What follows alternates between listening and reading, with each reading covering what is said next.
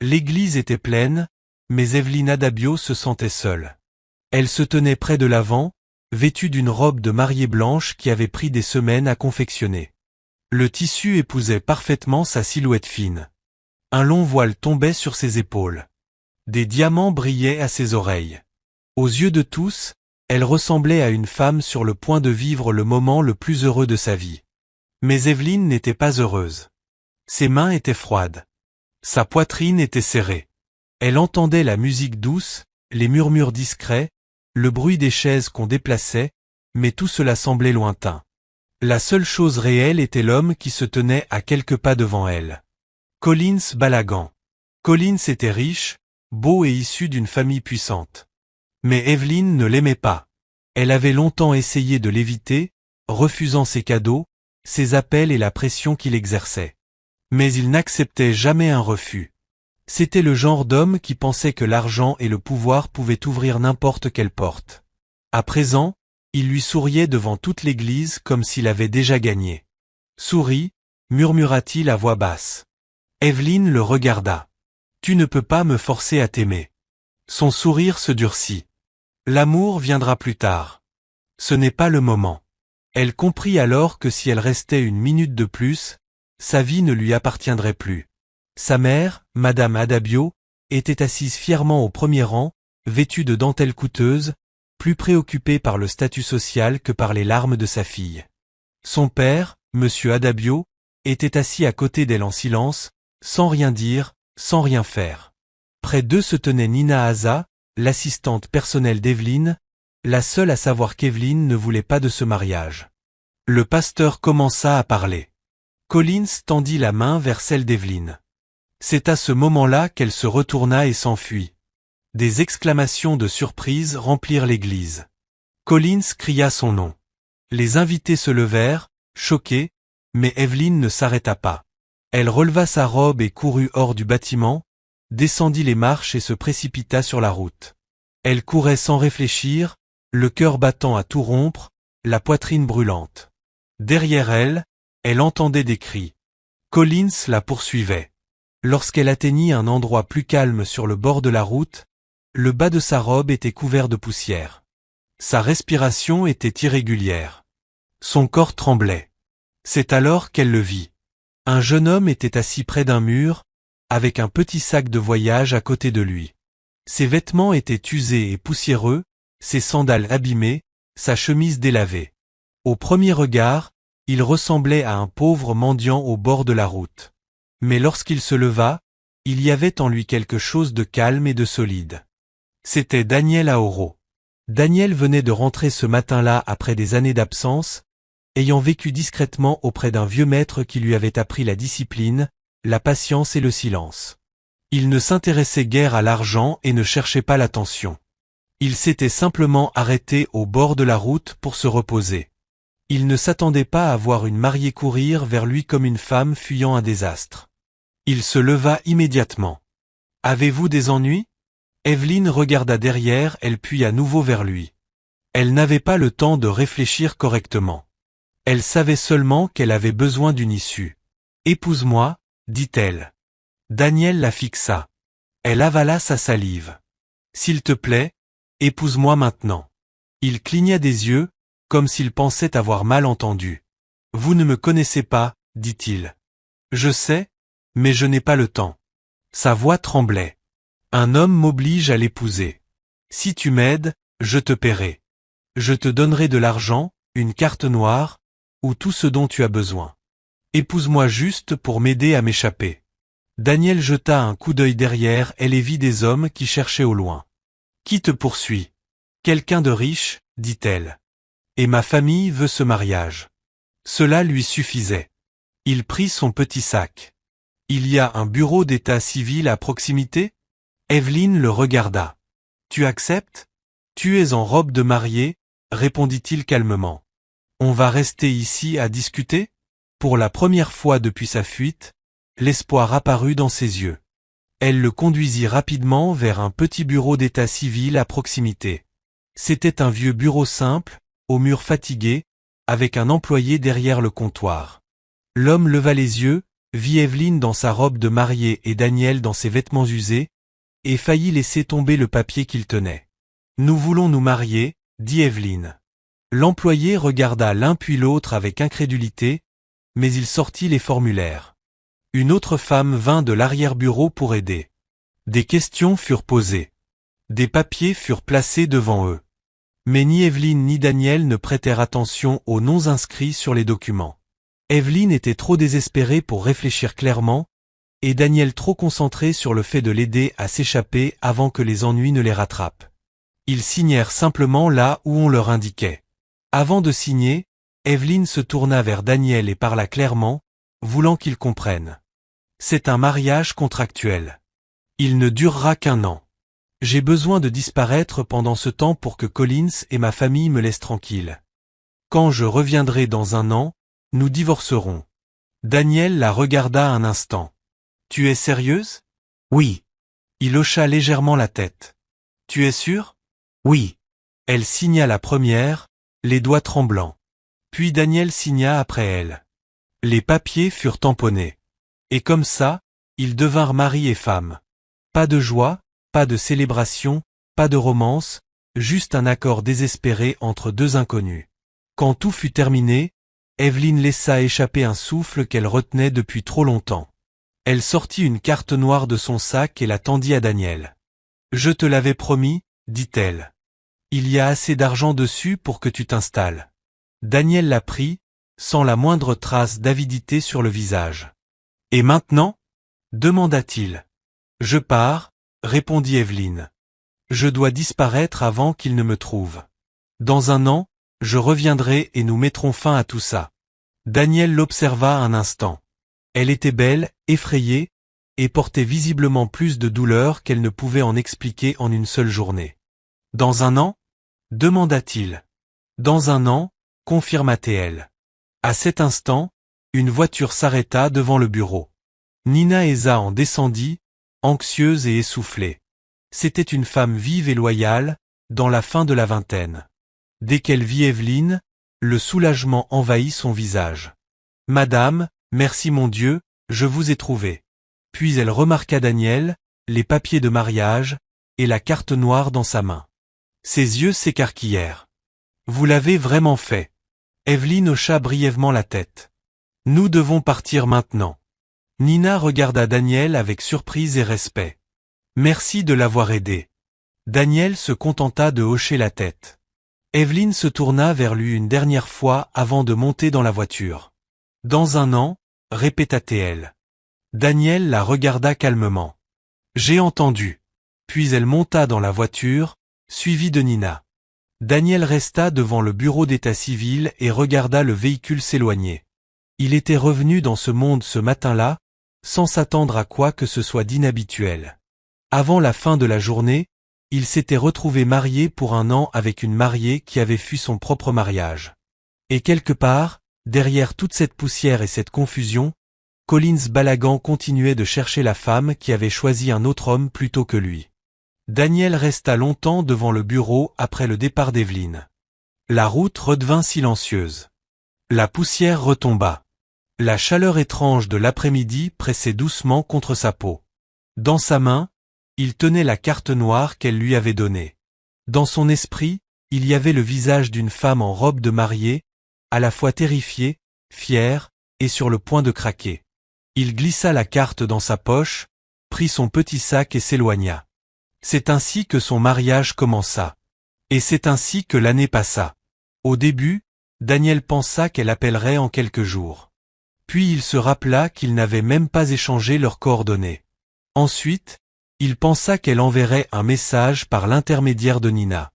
Mais elle ne le fit pas. Il loua une petite chambre, trouva un travail simple et vécut tranquillement. La carte noire resta inutilisée pendant longtemps. Il ne l'utilisa jamais. Pour lui, ce n'était pas de l'argent gratuit. C'était un rappel d'une promesse.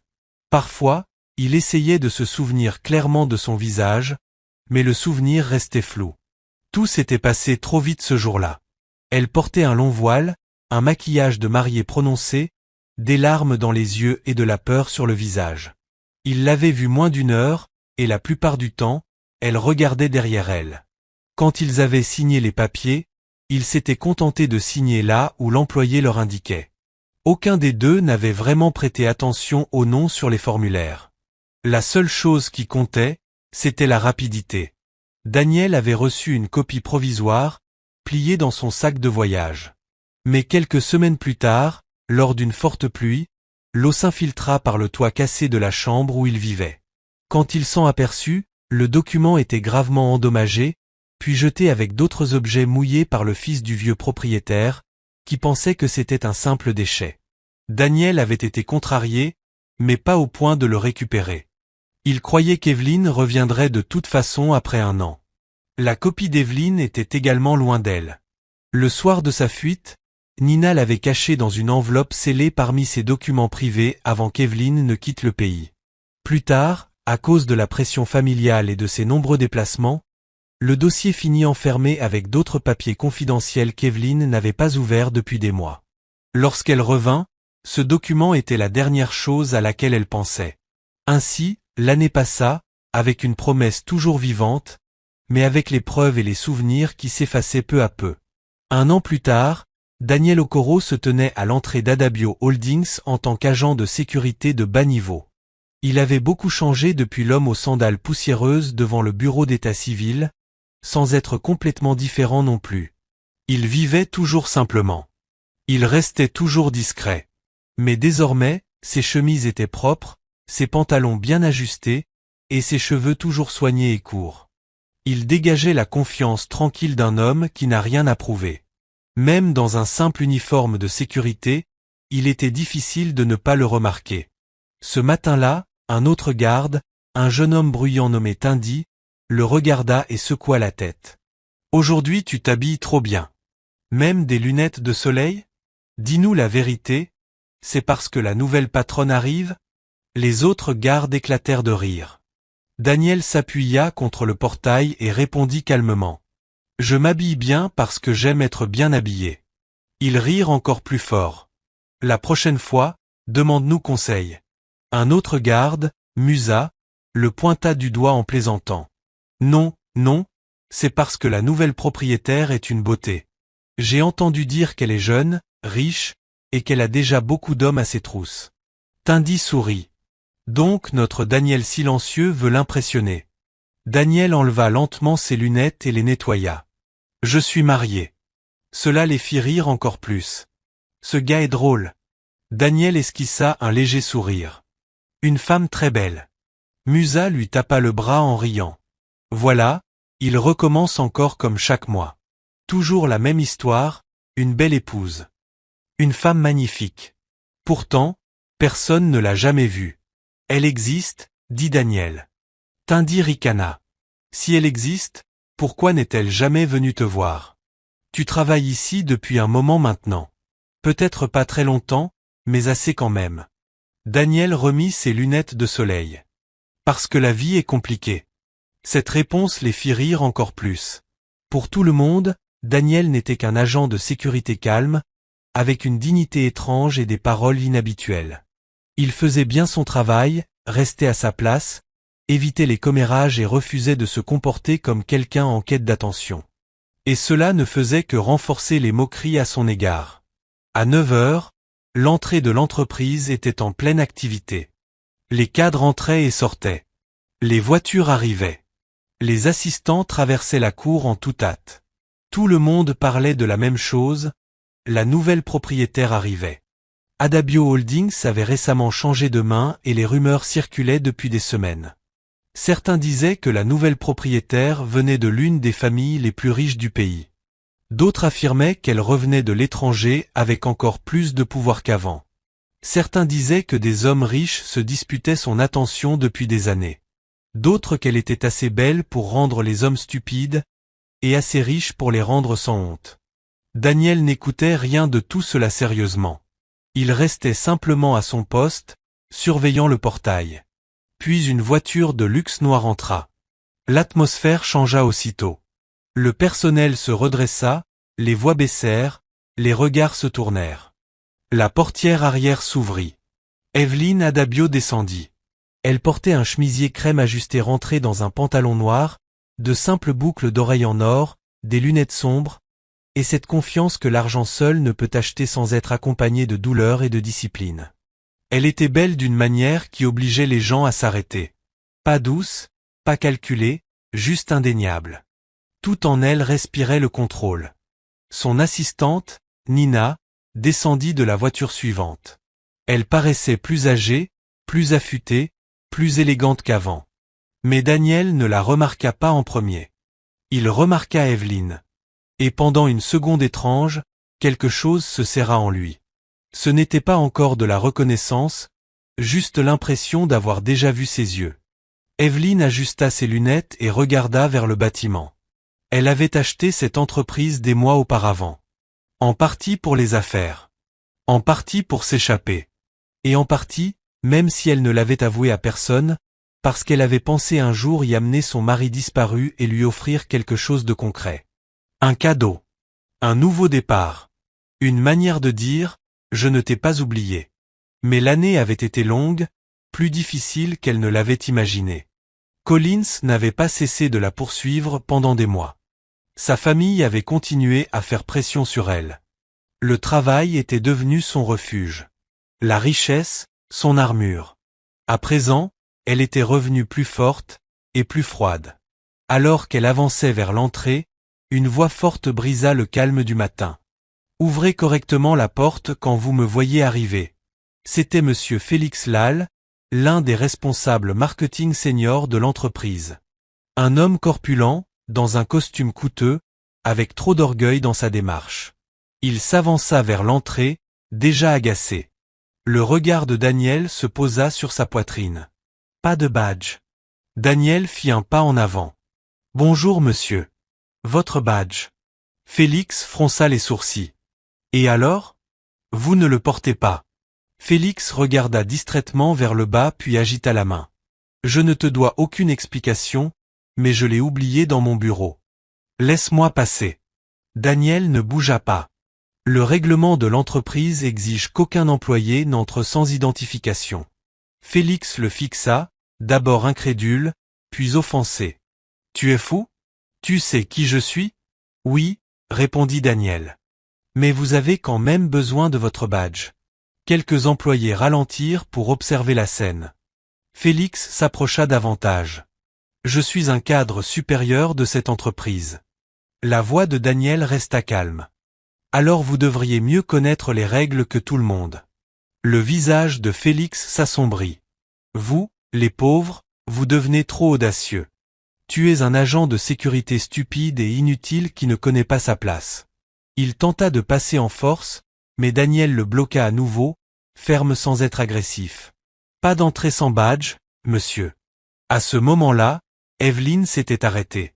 Nina se tenait à ses côtés, observant.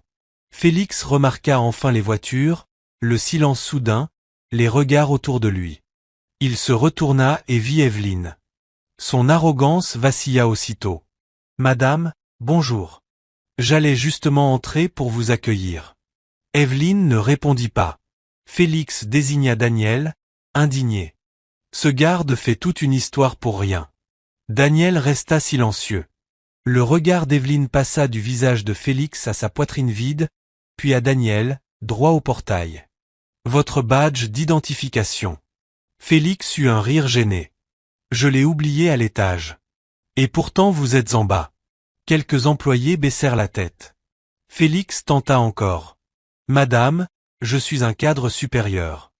Ce n'est qu'une petite erreur. » Evelyne retira ses lunettes. Sa voix, lorsqu'elle parla, était assez froide pour glacer l'air. Un cadre supérieur qui enfreint les règles de base le jour de l'arrivée de la nouvelle direction est soit négligent, soit orgueilleux. Je n'ai besoin d'aucun des deux. La bouche de Félix s'ouvrit. « Madame, vous êtes renvoyée. » Son visage perdit toute couleur. « Madame, s'il vous plaît. Vous m'avez entendu. À cause d'un badge ? À cause de votre attitude, répondit Evelyne. Le badge n'a fait que la révéler. Le silence devint total. Félix regarda autour de lui, espérant un soutien, mais personne ne parla. Il lança un regard impuissant à Daniel, puis à Evelyne. « Madame, s'il vous plaît, Donnez-moi une chance. Le visage d'Evelyne resta impassible. Quittez les lieux. La sécurité intérieure s'approcha immédiatement. Félix comprit que tout était terminé. L'humiliation envahit son visage alors qu'il reculait. Puis Evelyne se tourna vers Daniel. Bon travail. C'était simple, bref, mais tout le monde l'entendit. Daniel hocha la tête. Merci, madame. Leurs regards se croisèrent réellement pour la première fois, et cette étrange sensation revint. Pour Daniel, sa voix éveillait quelque chose de troublant. Il y avait déjà entendu de la peur, ou quelque chose qui s'en rapprochait. Pour Evelyne, la manière calme dont il la regardait lui semblait étrangement familière. Pas parce qu'elle reconnaissait clairement son visage, mais parce que cela réveillait un souvenir de sécurité au milieu du chaos. Pendant une seconde, elle faillit froncer les sourcils. Est-ce que nous nous sommes déjà rencontrés? Mais la pensée disparut aussi vite qu'elle était venue. Daniel portait maintenant un uniforme propre, se tenait en plein jour, calme et assuré. L'homme qu'elle avait épousé un an plus tôt était rude, poussiéreux, à moitié caché par la lumière et la confusion, avec un petit sac de voyage et un visage qu'elle avait à peine osé observer. Son esprit ne fit pas le lien. Et Evelyne, désormais élégante, distante et autoritaire, ne ressemblait en rien à la mariée tremblante dont Daniel gardait le souvenir, sauf par fragments. Nina, cependant, regarda Daniel 2 fois. Quelque chose dans ses yeux la troublait, mais elle ne dit rien non plus. Evelyne remit ses lunettes. Comment vous appelez-vous? Daniel Okoro, madame. Ce nom n'éveilla aucun souvenir, car ce jour-là, au bureau d'état civil, elle n'avait pas vraiment lu le formulaire. Elle avait seulement signé, et fui. Evelyne hocha légèrement la tête. Continuez à bien faire votre travail. Oui, madame. Elle se détourna et marcha vers le bâtiment, Nina à ses côtés. Alors qu'elle s'éloignait, Tindy murmura derrière Daniel. Ah, elle t'a félicité devant tout le monde. Musa ajouta. Et elle est encore plus belle que ce qu'on disait. Daniel ne répondit pas.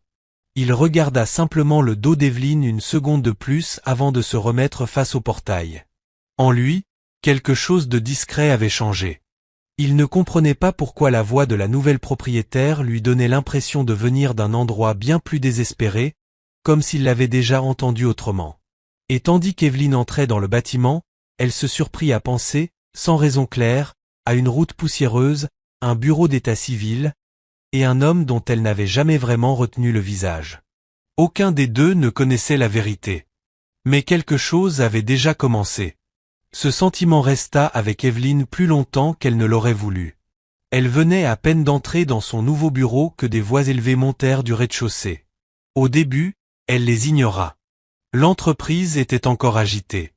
Une nouvelle direction s'accompagnait toujours de bruit. Puis Nina entra rapidement, le visage tendu. « Madame, Collins est là. » Le visage d'Evelyne changea aussitôt. « Qu'est-ce qu'il veut encore ?» Nina hésita.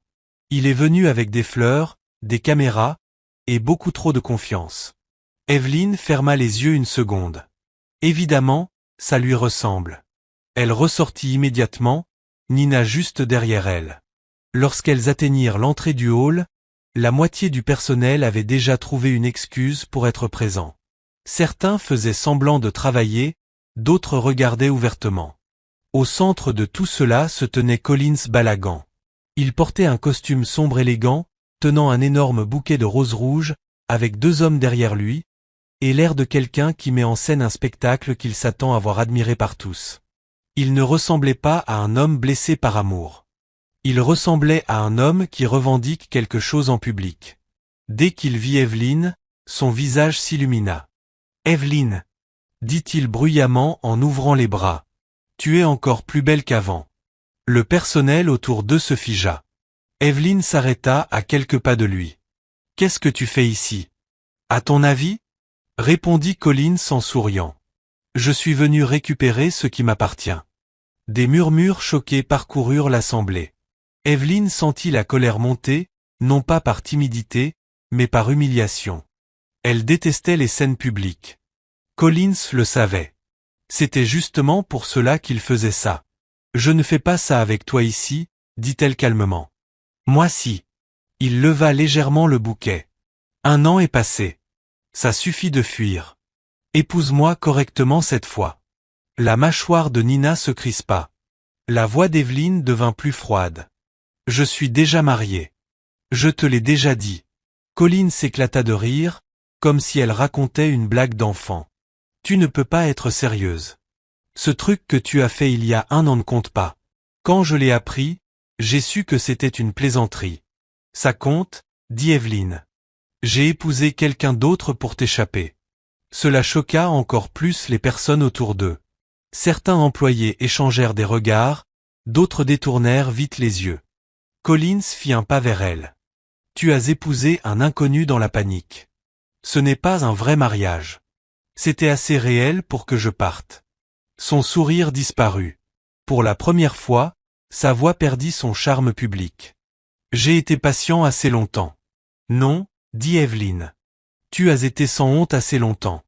Les mots tombèrent lourdement. Le regard de Collins s'assombrit. Tu m'as humilié une fois. Tu ne recommenceras pas. Il tendit la main vers son poignet. Tu vas m'écouter. Mais avant qu'il ne puisse la toucher, un autre bras s'interposa. Reculez, monsieur. C'était Daniel. Il était venu depuis le portail dès qu'il avait entendu qu'il y avait des problèmes, et se tenait maintenant entre eux, calme et droit dans son uniforme de sécurité. Collins le regarda comme s'il était quelque chose de sale sous sa chaussure. Qui es-tu? La sécurité.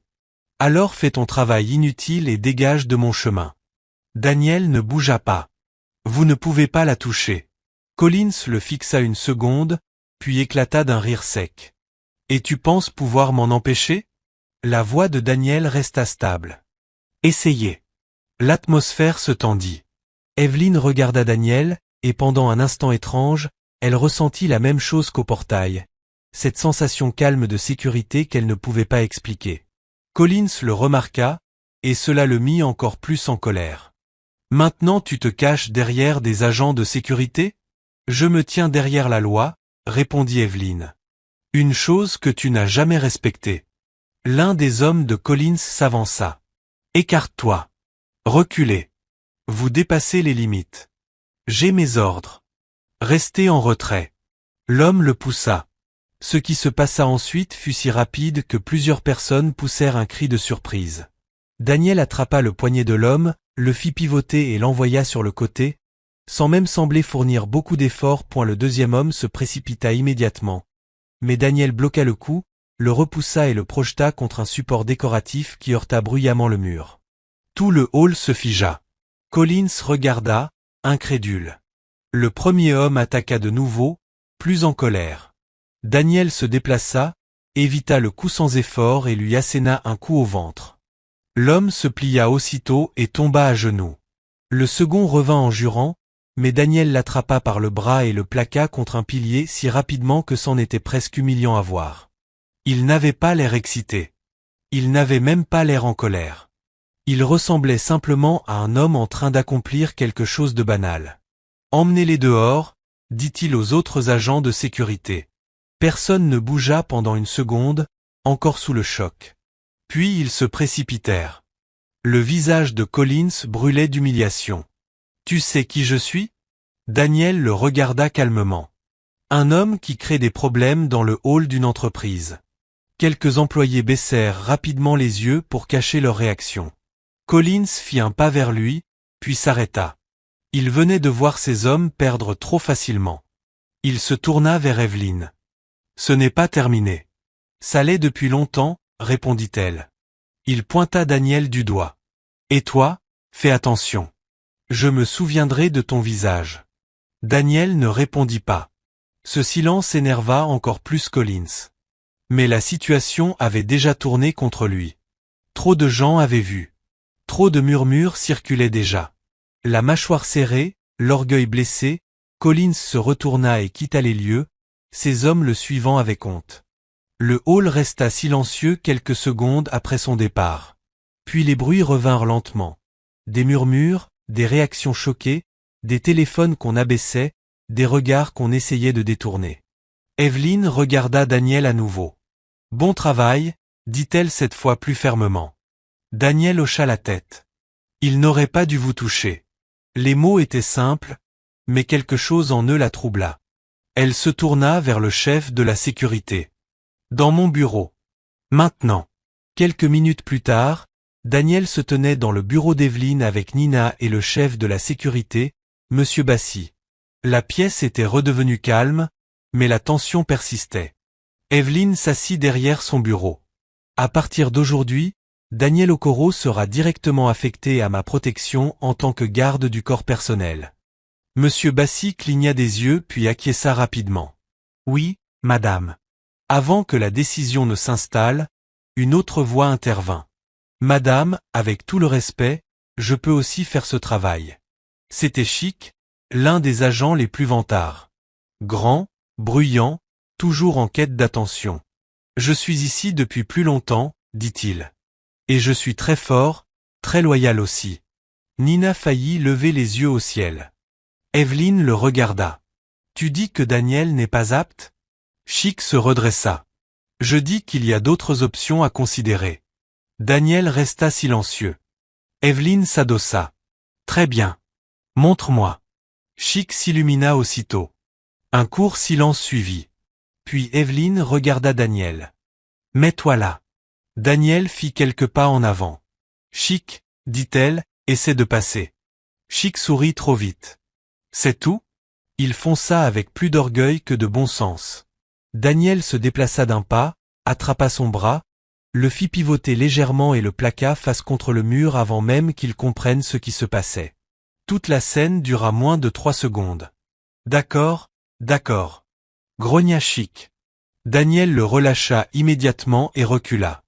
Nina croisa les bras. Monsieur Bassi toussota pour cacher un sourire. Evelyne resta impassible. D'autres objections? Personne ne parla. Bien. Son salaire sera ajusté. Son poste change dès aujourd'hui. Monsieur Bassi hocha la tête. Compris, madame. Quand les hommes sortirent, Nina resta. Daniel s'apprêtait à partir quand elle l'arrêta du regard. Attendez. Il s'arrêta près de la porte. Evelyne consultait un dossier, mais son esprit n'y était pas totalement. Elle avait entendu à nouveau son nom complet. Daniel Okoro. Pendant un bref instant, quelque chose bougea dans sa mémoire. Daniel, un bureau d'état civil, un stylo dans sa main, un homme poussiéreux à côté d'elle.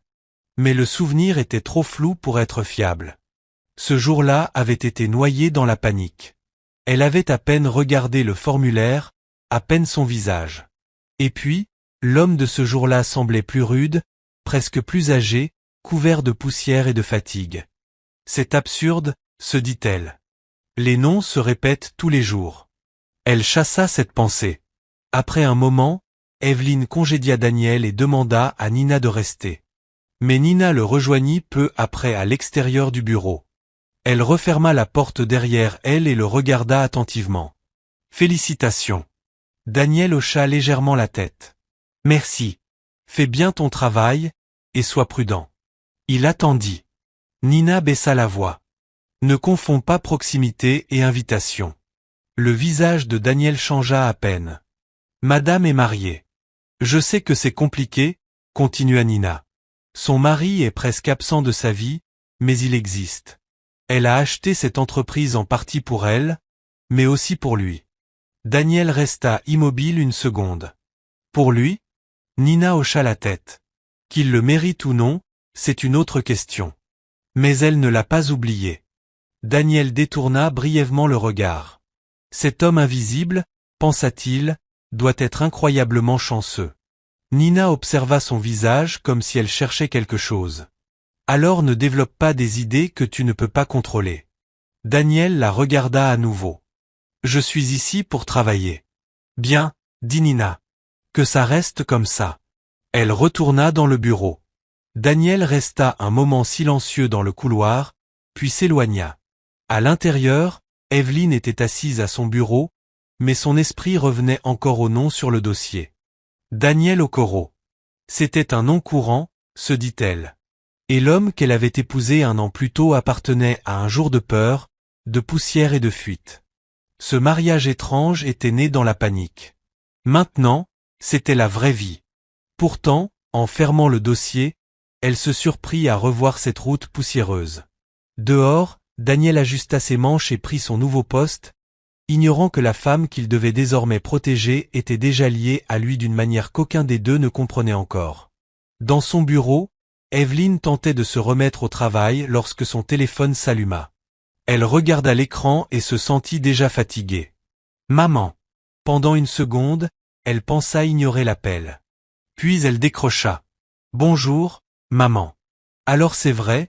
dit froidement Madame Adabios sans perdre de temps. « Tu es revenue et tu refuses toujours de faire ce qui est raisonnable. » Evelyn s'adossa à sa chaise. « Si c'est à propos de Collins, j'ai déjà été clair. »« Ce n'est pas seulement à propos de Collins, » répliqua sa mère. C'est la honte que tu as infligée à cette famille en t'enfuyant et en épousant ce mendiant inutile. Les doigts d'Evelyn se resserrèrent autour du téléphone. C'est mon mari. C'était une erreur. C'était ma décision. Sa mère laissa échapper un rire sec. Une décision? Prise dans la panique. Ce n'était pas un mariage. C'était de la folie. La voix d'Evelyn devint ferme. C'était légal. Alors mets-y fin, dit sa mère. Divorce. Je ne continuerai pas à faire semblant que cette absurdité peut durer. Evelyn resta silencieuse un instant. Puis sa mère prononça lentement, froidement, comme une menace posée sur la table. Tu as deux choix. Mettre fin à ce mariage et revenir à la raison, ou continuer à défendre cet homme et perdre complètement le soutien de cette famille. Le silence envahit le bureau. Evelyn regardait à travers la paroi vitrée les mouvements à l'extérieur, mais elle ne voyait presque rien. Elle n'avait pas vu son mari depuis 1 an. Elle savait à peine où il était. Elle avait contracté ce mariage dans le désespoir. Et pourtant, lorsque sa mère l'avait traité d'erreur, quelque chose en elle s'était rebellé. Non, dit Evelyn doucement. Sa mère se figea. Qu'est-ce que tu as dit? J'ai dit non. Tu choisis un inconnu plutôt que ta famille? Je choisis de ne pas trahir ma propre parole. La voix de sa mère devint furieuse. Tu ne connais même pas cet homme. Peut-être pas, répondit Evelyn. Mais je l'ai épousé. Et ça compte. La voix de sa mère se fit plus froide, pleine de dégoût. Alors ne t'attends pas à mon soutien quand cette folie s'effondrera sur toi. La ligne se coupa. Evelyn abaissa lentement son téléphone. Pendant un moment, elle resta immobile. Puis elle serra les lèvres et se força à retourner au travail. Mais le calme ne revenait pas. Plus tard dans l'après-midi, Daniel traversait l'aile administrative lorsqu'il entendit une voix effrayée venant d'un bureau latéral. « Monsieur, s'il vous plaît, laissez-moi partir. » Il s'arrêta. La voix reprit, plus tendue. « Je vous ai dit que je ne suis pas intéressé. » Daniel s'approcha de la porte entr'ouverte et jeta un coup d'œil à l'intérieur. Mercy James se tenait près d'un bureau, tendue et mal à l'aise. C'était une jeune employée du service client, discrète, polie, au visage sincère. En face d'elle se tenait Félix Lal. Il avait été renvoyé plus tôt, mais au lieu de partir, il avait passé une partie de la journée à traîner dans le bâtiment, en colère, passant des appels, se plaignant, essayant de sauver son orgueil. À présent, il bloquait le passage de Mercy. Sa cravate était desserrée, son expression dure. « Ça fait des mois que je suis gentil avec toi, » dit-il. « C'est parce que je suis marié que tu fais la sainte ?» Mercy recula. « Je vous ai toujours respecté, monsieur, mais je ne vous ai jamais encouragé. » Félix s'approcha. « Alors commence à m'encourager maintenant. » Le visage de Mercy se crispa de peur. « S'il vous plaît, laissez-moi passer. » Daniel sortit discrètement son téléphone et commença à enregistrer avant d'ouvrir complètement la porte. Félix se retourna brusquement. « Qu'est-ce que tu fais ici ?» Daniel garda le téléphone bas mais stable. « À ton avis ?» Les yeux de Mercy se remplirent de soulagement dès qu'elle le vit. Félix tenta de se reprendre immédiatement. « C'est une discussion de bureau. » Daniel entra calmement. « Parfait. Alors ça ne vous dérangera pas que ce soit enregistré. » Le visage de Félix changea. Daniel leva légèrement le téléphone. « J'ai déjà assez enregistré. On entend clairement ta voix, et la sienne aussi. » La mâchoire de Félix se crispa. « Supprime ça. » Daniel ne répondit pas. Merci contourna le bureau et se rapprocha de lui. Félix baissa la voix. Tu sais ce que tu fais? Oui. Tu es un simple agent de sécurité. Ne dépasse pas les limites. C'est toi qui les dépasses, répondit Daniel. Pendant un instant, Félix sembla prêt à l'attaquer, mais son regard retomba sur le téléphone. Daniel fit un pas en avant. Si j'envoie ça à la direction, tu ne quitteras pas seulement l'entreprise. Tu auras aussi des comptes à rendre chez toi. Cette fois, le coup porta.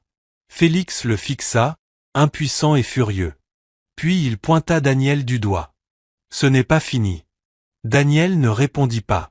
Félix ajusta sa veste, lança un regard amer à Merci, puis sortit. Dès qu'il fut parti, Merci laissa échapper un souffle tremblant. Merci, Daniel, j'avais tellement peur. C'est fini maintenant, dit-il doucement. Je me sens beaucoup mieux, je suis là, si tu n'étais pas venu. Elle ne termina pas sa phrase. Daniel abaissa son téléphone. Tu es en sécurité. C'est tout ce qui compte. Merci essuya rapidement ses yeux. Merci, vraiment. Daniel hocha la tête. S'il t'embête encore, signale-le immédiatement. Elle acquiesça. Ce qu'aucun des deux ne remarqua immédiatement, c'est qu'Evelyne se trouvait dans le couloir, et qu'elle avait entendu la fin de la scène.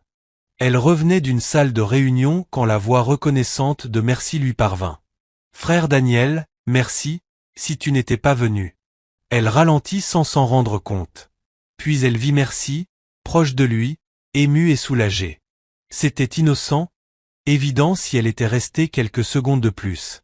Mais Evelyne était arrivée au milieu de la scène, déjà troublée par l'appel de sa mère, par le mot mari, par le malaise étrange que Daniel provoquait en elle depuis le matin. Quelque chose de vif traversa sa poitrine. Elle détesta immédiatement cette sensation. Pourquoi ça me dérangerait? C'est un agent de sécurité que je viens de rencontrer, et je suis marié. La pensée aurait dû s'arrêter là. Mais ce ne fut pas le cas. Elle resta immobile une seconde de trop, puis se força à avancer avant qu'il ne la remarque. En s'éloignant, elle se sentit irritée sans vouloir admettre pourquoi. Jalouse? De quoi? Ridicule. Complètement ridicule. Elle repoussa cette pensée. Quoi que ce soit, ce n'était pas de l'attirance. Ça ne pouvait pas l'être. Elle avait trop de choses en tête, trop de vrais problèmes, trop de douleurs non résolues liées à un mariage qu'elle ne comprenait même pas encore. Et pourtant, tout le reste de l'après-midi, la voix reconnaissante de Merci resta dans son esprit plus longtemps qu'elle ne l'aurait voulu. Le soir, Evelyne assista à un dîner d'affaires important dans un club privé. Cela devait être une simple négociation avec un groupe d'hommes d'affaires plus âgés, dont l'entreprise contrôlait un important contrat logistique dont Adabio Holdings avait grand besoin. Mais dès le début, l'atmosphère était étrange. Les hommes affichaient des sourires forcés, une chaleur artificielle, trop de confiance. Ils complimentaient davantage la beauté d'Evelyne que ses chiffres. Ils l'appelaient jeune madame avec un ton qui crispait Nina. Il parlait comme s'il lui faisait une faveur en la laissant entrer dans la pièce. Daniel resta debout derrière sa chaise, silencieux et attentif. Au début, ils l'ignorèrent. Puis ils commencèrent à faire semblant de ne pas le voir. L'un d'eux, le chef Farran, leva son verre en riant. Madame Evelyne, les affaires sont meilleures quand la femme à table sait boire. Les autres rirent. Evelyne sourit poliment, mais ne toucha pas au verre qu'on venait de lui pousser. Je préfère discuter du contrat d'abord. Tout est négociation, répondit un autre. Même boire. Un troisième ajouta. Les jeunes sont trop pressés. Détendez-vous, nous sommes entre amis. Il ne l'était pas. Daniel le voyait clairement. Il voulait l'affaiblir, la fatiguer, la rendre reconnaissante, légèrement déséquilibrée. Il voulait qu'elle soit belle et inexpérimentée, pas lucide et en contrôle. Quand l'un d'eux lui tendit un nouveau verre, Daniel fit un pas en avant. Elle en a assez. La pièce se figea. Le chef Farran le regarda, agacé. Et toi, tu es qui? Son garde du corps. Son ton resta respectueux mais ferme. Elle a encore des documents à signer ce soir. Elle doit rester lucide. Un homme éclata de rire. Alors que le garde du corps boive à sa place. C'était une moquerie. Daniel regarda Evelyne une seconde. Elle ne parla pas, mais la fatigue dans ses yeux suffisait. Il prit le verre, et le but. Cela amusa la salle. Alors ils lui en donnèrent un autre. Il le but aussi. Puis un autre. Daniel resta aussi stable au troisième verre qu'au premier. Les hommes plus âgés échangèrent des regards. Evelyne le regardait, incrédule. Il ne cherchait pas à se mettre en valeur. Il se contentait simplement d'alléger la pression qui pesait sur elle, de la manière la plus pratique possible. La conversation changea lentement de direction. Lorsque les hommes tentèrent de brouiller à nouveau les termes du contrat, Daniel prit la parole, pas fort, pas comme quelqu'un cherchant à impressionner, mais comme quelqu'un qui avait réellement compris la situation et les chiffres. Comme vous pouvez le voir, la clause de pénalité de livraison est trop déséquilibrée, dit-il calmement. Si le prix du carburant change encore au prochain trimestre, cette structure ne favorise qu'une seule partie. Les hommes se tournèrent vers lui, surpris. Il continua, et les conditions d'entreposage sont gonflées. Si elles sont révisées et réparties en plusieurs phases, les deux parties gagneront davantage sur 12 mois que sur 6. Silence. Evelyne le fixait. Chief Farin plissa les yeux. Vous comprenez un peu la logistique? Daniel répondit simplement. Cela ne sonnait pas comme de la vantardise. L'un des hommes rapprocha le contrat. Expliquez. Daniel le fit. Simplement, clairement, concrètement. Il mit en évidence les faiblesses, proposa des ajustements de calendrier et restructura 2 étapes de paiement si efficacement que même les hommes qui tentaient de coincer Evelyne commencèrent à l'écouter sérieusement. L'atmosphère de la pièce changea après cela. Les sourires devinrent plus prudents. La sous-estimation disparut.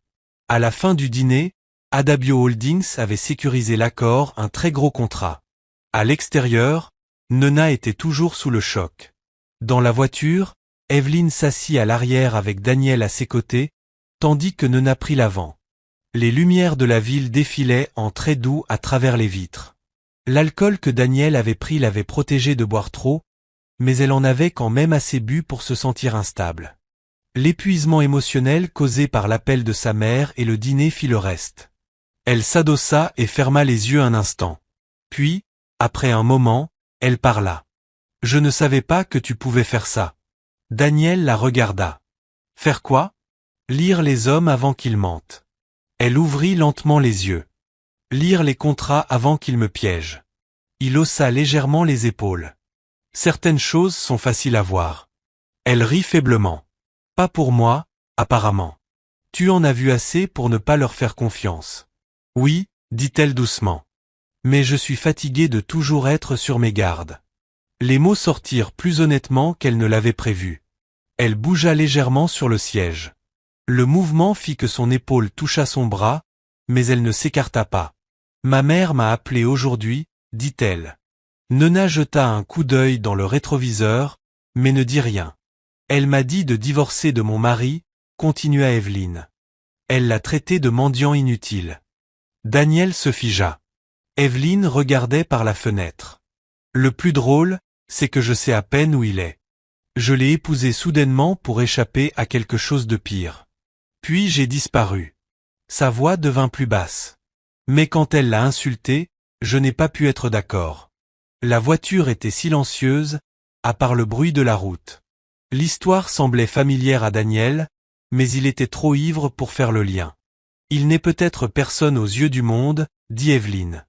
Mais ce jour-là, il a respecté sa part du marché. Il n'a pas posé de questions. Il n'a pas profité de la situation. Il m'a simplement aidé. Elle regarda ses mains. Je ne sais même pas pourquoi je le défends encore. La voix de Daniel, quand elle vint, était basse. Peut-être parce que ta parole compte pour toi. Elle tourna la tête vers lui. Dans la faible lumière de la voiture, son visage semblait plus calme que jamais. Sans pouvoir l'expliquer, elle se pencha un peu plus contre lui. « Tu parles comme quelqu'un de beaucoup plus âgé, » murmura-t-elle. Daniel esquissa presque un sourire. Ce n'est pas un compliment. Pour la première fois de la soirée, Evelyne rit franchement. Puis le rire s'éteignit et la fatigue revint. Elle s'appuya davantage contre lui, une main agrippant légèrement sa manche comme s'il était la seule chose stable dans la voiture. Quand ils arrivèrent chez elle, elle était à moitié endormie. Daniel l'aida à descendre avec précaution. Elle s'accrocha à lui pour garder l'équilibre. Sa voix était basse et floue. « Ne les laisse pas m'utiliser. »« Je ne le ferai pas, » répondit-il. Nona entendit et détourna discrètement le regard. Daniel aida Evelyn à entrer et ne partit qu'une fois qu'elle fut en sécurité dans sa chambre. Le lendemain matin, l'entreprise bourdonnait déjà avant que Daniel ne reprenne son service. Personne ne savait exactement ce qui s'était passé au dîner, seulement qu'un gros contrat avait été obtenu. À 10 heures, Evelyn convoqua une réunion de direction. Daniel resta d'abord au fond, sans rien attendre. Puis Evelyn leva les yeux de ses documents. « J'ai examiné le dossier de Daniel Aoro ce matin. Il n'est pas seulement physiquement capable, il est aussi qualifié académiquement et sous-exploité professionnellement. » Un murmure parcourut la salle. Elle continua. « Il est diplômé, et d'après ce que j'ai vu hier soir, il a un meilleur sens des affaires que certaines personnes déjà assises à cette table. » Cela fit taire la salle. « À partir d'aujourd'hui, il ne sera plus seulement mon garde du corps. Il assumera également un rôle stratégique au sein de mon bureau. » Plusieurs têtes se tournèrent brusquement vers Daniel. Tinda, près de la porte, faillit s'étouffer de surprise. Nina esquissa un léger sourire. Evelyn signa un document et le fit glisser en avant. Une importante prime de performance sera également associée à sa nouvelle fonction. La salle était sous le choc. Daniel lui-même resta silencieux un instant, puis hocha la tête. « Merci, madame. » Après la réunion, l'entreprise s'agita. Les gens murmuraient dans les couloirs, au bureau, près des escaliers. Un agent de sécurité promut ainsi après un seul dîner. Mais lorsqu'ils apprirent qu'il avait aidé à sécuriser le contrat, le choc prit une autre forme. Plus tard, Evelyn le convoqua seul dans son bureau. Lorsqu'il entra, elle se tenait près de la fenêtre. Sans se retourner, elle dit « Assieds-toi ». Il resta debout. « Je suis bien ici. » Elle se tourna alors et le regarda longuement. « Je t'ai promu parce que tu l'as mérité. Pas à cause de ce qui s'est passé hier soir. » Daniel comprit immédiatement. Elle se souvenait de plus qu'elle ne l'aurait voulu. « Je sais. » Son expression se durcit légèrement. « Tout ce que j'ai dit dans cette voiture à propos de mon mariage, de ma famille et de ma mère reste là. Tu comprends? Oui. J'étais fatigué. Je sais. Je n'invitais pas à la familiarité. » Daniel soutint calmement son regard. « Je sais. Cela aurait dû lui suffire. » Pourtant, le calme sur son visage l'irrita légèrement, peut-être parce qu'il lui donnait l'impression d'être plus transparente qu'elle ne le souhaitait.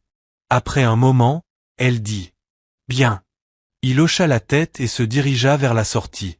Mais avant qu'il n'atteigne la porte, Evelyn reprit. « Daniel. » Il s'arrêta. « Ce contrat que tu as corrigé hier soir. Où as-tu appris à lire les termes commerciaux comme ça ?» Il jeta un regard en arrière. Certaines choses sont faciles à apprendre quand on est attentif. Ce n'était pas vraiment une réponse. Mais avant qu'elle ne puisse insister, il était déjà sorti. Restée seule dans son bureau, Evelyn se surprit à fixer la porte fermée plus longtemps qu'elle ne l'aurait voulu. Le reste de la journée ne réussit pas à apaiser son esprit.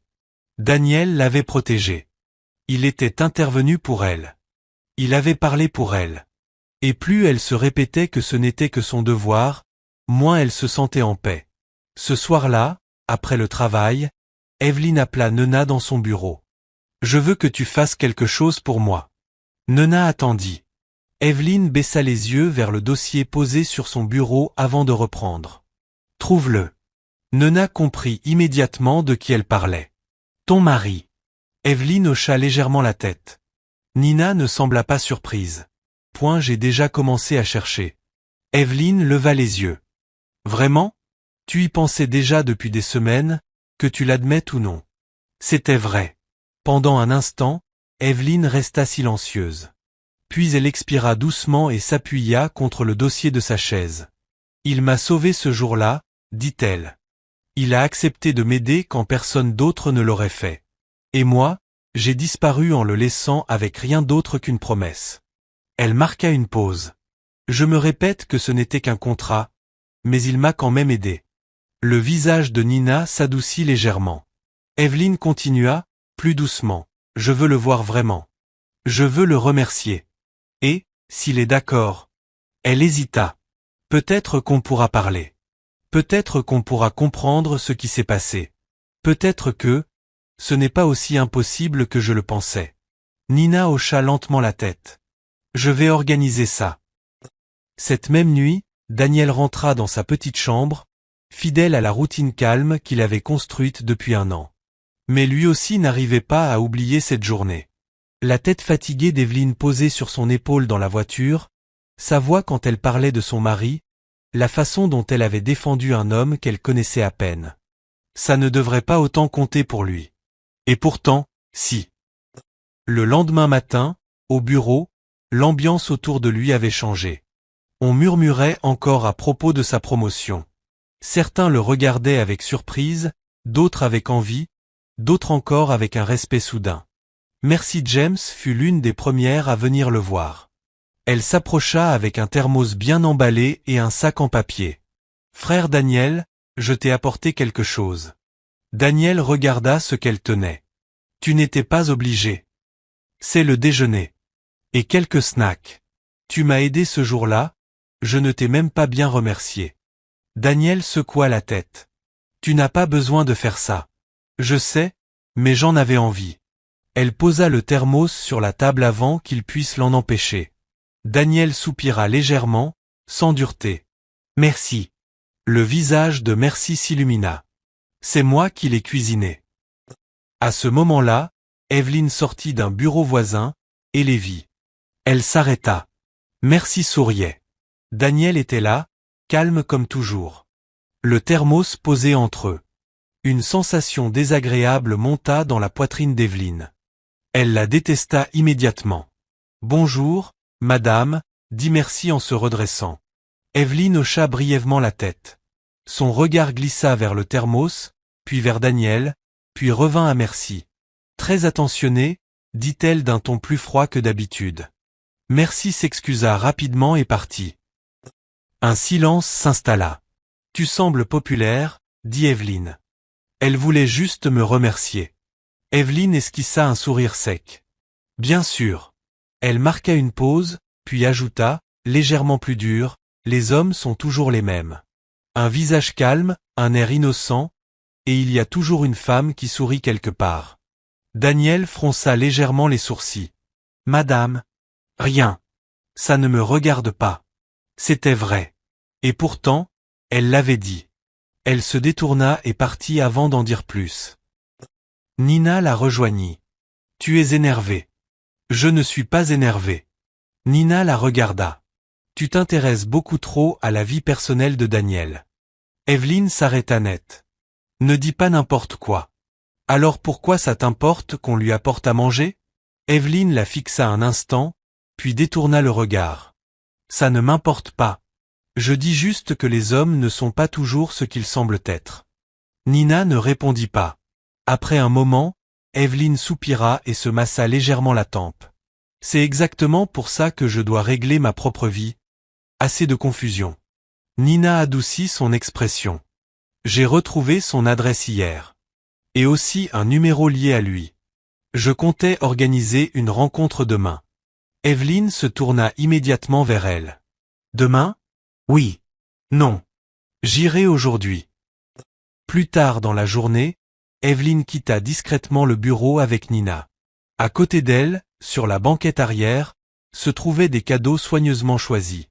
Une montre de luxe, 2 chemises coûteuses, un portefeuille en cuir, des accessoires, et même des documents pour une voiture qu'elle avait déjà préparée. « Tu en fais trop » lui avait dit Nina plus tôt. « Je l'ai laissé avec trop peu » avait simplement répondu Evelyn. Maintenant, en regardant les cadeaux, elle se sentait étrangement nerveuse. Que allait-elle lui dire ? Merci de m'avoir épousée ? Désolée d'avoir disparu ? On peut recommencer ? Elle n'était même pas sûre qu'il voudrait la voir. Mais elle savait une chose. Elle lui devait la vérité. Au même moment, Daniel avait aussi décidé de faire quelque chose. Plus tôt dans la journée, il était entré dans une boutique de luxe avec Evelyne pour porter ses achats. Il l'avait observé choisir chaque cadeau avec soin.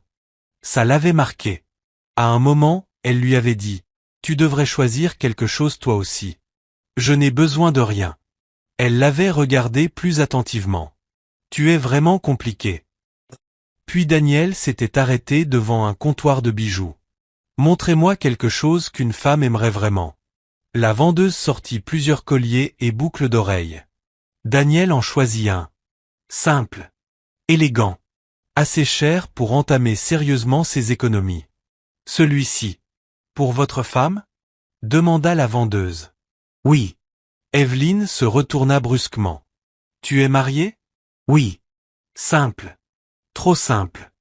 Quelque chose se serra dans la poitrine d'Evelyne. Elle détesta immédiatement cette réaction. Bien sûr qu'il est marié, pourquoi ça te dérange? Toi aussi tu es marié. Elle se détourna rapidement. J'espère qu'elle aimera. Moi aussi. Maintenant, des heures plus tard, ce collier reposait dans la poche de Daniel.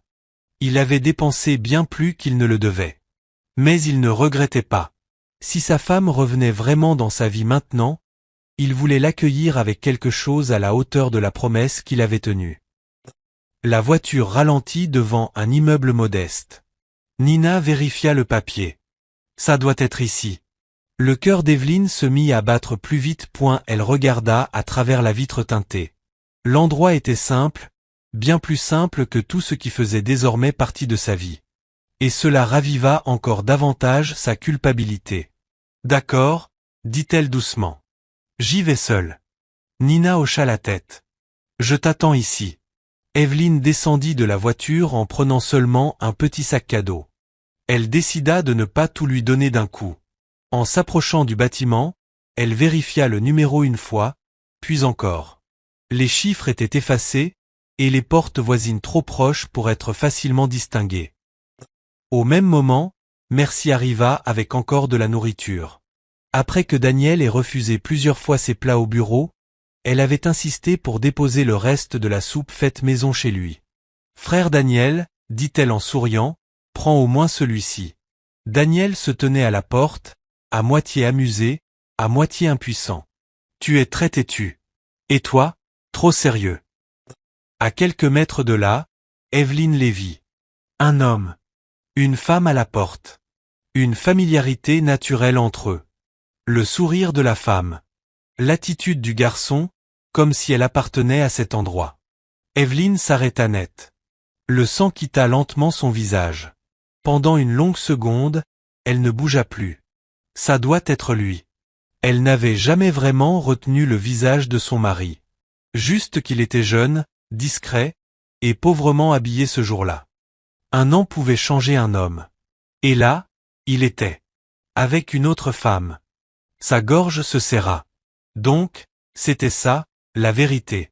Toute la culpabilité qu'elle avait portée, toutes les pensées de retrouvailles, tous les cadeaux soigneusement choisis. Pour ça, elle ne s'approcha pas. Elle n'appela pas. Quelque chose en elle devint froid. Tous les hommes sont les mêmes, murmura-t-elle amèrement. Infidèle. Puis elle se retourna, et repartit. Nina se redressa en voyant son visage. Conduis. Qu'est-ce qui s'est passé? Conduis. Madame. J'ai dit conduis. Nina ne discuta pas. La voiture démarra. Evelyne ne regarda pas en arrière. Le sac cadeau lui sembla soudain ridicule. Elle le posa à côté d'elle et regarda par la fenêtre, clignant des yeux pour retenir ses larmes. Ce soir-là, Daniel rentra chez lui et vit plusieurs appels manqués d'un numéro inconnu. Puis le téléphone sonna à nouveau. Allô? La voix d'Evelyne arriva, froide comme jamais. C'est comme ça que tu as passé ton année? Daniel fronça les sourcils. Qui est à l'appareil? Un silence. Ta femme. Daniel se redressa immédiatement. L'air sembla changer autour de lui. Ma femme? Oui. Celle que tu as épousée, et visiblement oubliée. Sa voix se durcit légèrement. Où es-tu? Ça n'a pas d'importance. Si tu appelles après un an, si. Elle eut un rire bref, amer. Tu as attendu 1 an, pour finalement installer une autre femme dans ta vie. Daniel fronça encore plus les sourcils. De quoi tu parles? J'en ai vu assez. Il ne comprenait rien. Et cela empirait tout. 1 an entier, aucun message, aucune explication, et maintenant ça? Qu'est-ce que tu veux dire exactement? Sa voix resta ferme, mais la douleur s'y cachait. Je veux qu'on arrête ça. Je veux divorcer. Daniel se figea. Les mots frappèrent plus fort qu'il ne s'y attendait. Pour elle, c'était un accord brisé. Pour lui, c'était une promesse jetée. Sa voix devint froide. Très bien. Silence. Très bien, répéta Evelyne, surprise. Tu voulais un mariage contractuel. Tu as disparu. Maintenant tu veux divorcer. Très bien. Son ton lui fit plus mal que la colère. Je te rendrai la carte noire. On peut finir ça proprement. De toute façon, ce n'était qu'un contrat. Evelyne avala difficilement. Bien. Envoie-moi le lieu. Mais au même moment, un autre appel arriva. Nina se retourna, inquiète. Madame, il y a un problème avec le contrat du port. Quoi? Les partenaires appellent. La validation est suspendue. Daniel entendit les voix au téléphone. Evelyne ferma les yeux une seconde. Pas maintenant. Puis, brusquement, on en reparlera plus tard. Elle raccrocha. Daniel abaissa lentement son téléphone. Dans sa poche, le collier qu'il venait d'acheter pour elle. Sur l'écran, le numéro de sa femme, revenu juste pour demander le divorce. Et quelque part dans la ville, Evelyne, assise à côté de cadeaux qu'elle n'offrirait jamais. Le lendemain matin ne lui laissa aucun répit. Le gros contrat que l'entreprise espérait décrocher entra dans sa phase finale. Sans lui, Adabio Holdings perdrait argent, influence et stabilité. Evelyne arriva à l'événement calme en apparence, agité à l'intérieur. Daniel resta à ses côtés, silencieux. La salle était remplie d'hommes puissants, de costumes coûteux, de sourires calculés. Puis Collins apparut. Il s'approcha lentement, sûr de lui. « Evelyne, toujours à faire semblant que tu peux gagner sans moi. » Elle le regarda avec dégoût. « Éloigne-toi de moi. » Il sourit. « Tu n'as pas le choix. Si je ne peux pas t'avoir d'une manière, je t'aurai d'une autre. » Daniel fit un léger pas en avant. Collins ricana. « Toujours caché derrière ton garde du corps? »« Je me tiens seul, » répondit Evelyne froidement. « Pas pour longtemps. Ton entreprise n'aura pas ce contrat, à moins que tu deviennes mienne. Je m'en suis assuré. » Son visage se durcit. « Tu es répugnant. » Il se pencha vers elle. « D'une manière ou d'une autre, tu es à moi. » Daniel s'interposa légèrement. « Reculez. » Collins le regarda avec mépris. « Encore toi ?» Daniel ne répondit pas à l'intérieur, la colère d'Evelyne brûlait encore plus fort maintenant. Collins ne la poursuivait plus seulement parce qu'elle l'avait rejeté. Il voulait aussi ruiner sa carrière. Briser sa fierté et la forcer à dépendre de lui. Quand la réunion commença, l'humiliation continua sous des formes plus subtiles. Quelques hommes arrogants regardèrent Daniel et demandèrent ouvertement pourquoi un simple garde du corps se trouvait dans une telle salle. L'un d'eux lui ordonna même d'aller attendre dehors avec les chauffeurs et les assistants. Daniel ignora complètement les remarques. La mâchoire d'Evelyne se crispa, mais elle ne dit rien. Elle ne pouvait pas se permettre de créer un scandale avant l'annonce du partenariat. Puis vint l'insulte finale. Un des décideurs principaux loua publiquement la famille de Collins, parla de bonnes alliances, et laissa clairement entendre que l'entreprise d'Evelyne était mise de côté. Collins, lui, était satisfait. À côté d'elle, Daniel sortit son téléphone et passa un appel bref pendant que l'attention de la salle était ailleurs. « Chef, » dit-il calmement. « J'ai besoin d'un service. » Un court silence, puis une voix respectueuse répondit « Dis-moi où tu es. » Quelques minutes plus tard, l'ambiance dans la salle changea brutalement. Plusieurs têtes se tournèrent vers l'entrée. Le chef Victor Adwal venait d'arriver. Un des hommes les plus puissants du pays. Sa simple présence pouvait faire basculer une décision. Les conversations s'éteignirent immédiatement. Même ceux qui se croyaient intouchables se redressèrent. Collins perdit légèrement son assurance. Mais le chef Victor ne le regarda pas en premier. Il regarda Daniel. Pendant une seconde dangereuse, Evelyn le remarqua aussi. Puis son expression changea, comme s'il corrigeait une pensée. « Mes excuses, dit-il. J'ai cru reconnaître quelqu'un. » Daniel hocha légèrement la tête, impassible. « Ça arrive. » Le regard du chef Victor resta un instant de trop sur lui, puis se détourna. Evelyn observa la scène, confuse. Sans attendre davantage, le chef déclara qu'après examen des options, le contrat de partenariat serait attribué à Adabio Holdings. La décision tomba comme un coup près. Le ton de la salle changea immédiatement. Ceux qui étaient prêts à les écarter se mirent à s'adapter rapidement. Et ainsi, en un instant, le contrat fut gagné. Collins se leva brusquement, sa chaise raclant le sol. « C'est absurde !» s'emporta-t-il. Le chef Victor le fixa une seule fois. « Asseyez-vous. » Et cela suffit. Collins sortit de la salle, furieux, humilié. Evelyn resta assise un moment après la poignée de main finale, incapable de croire ce qui venait de se passer. Puis elle murmura « Dieu merci. Dieu merci !» Elle ne comprenait pas vraiment qui avait aidé, ni pourquoi tout avait basculé. Sur le chemin du retour, elle pensa plusieurs fois au regard étrange du chef Victor vers Daniel, mais elle ne dit rien. Quelques jours plus tard, Evelyn quitta le bureau tard.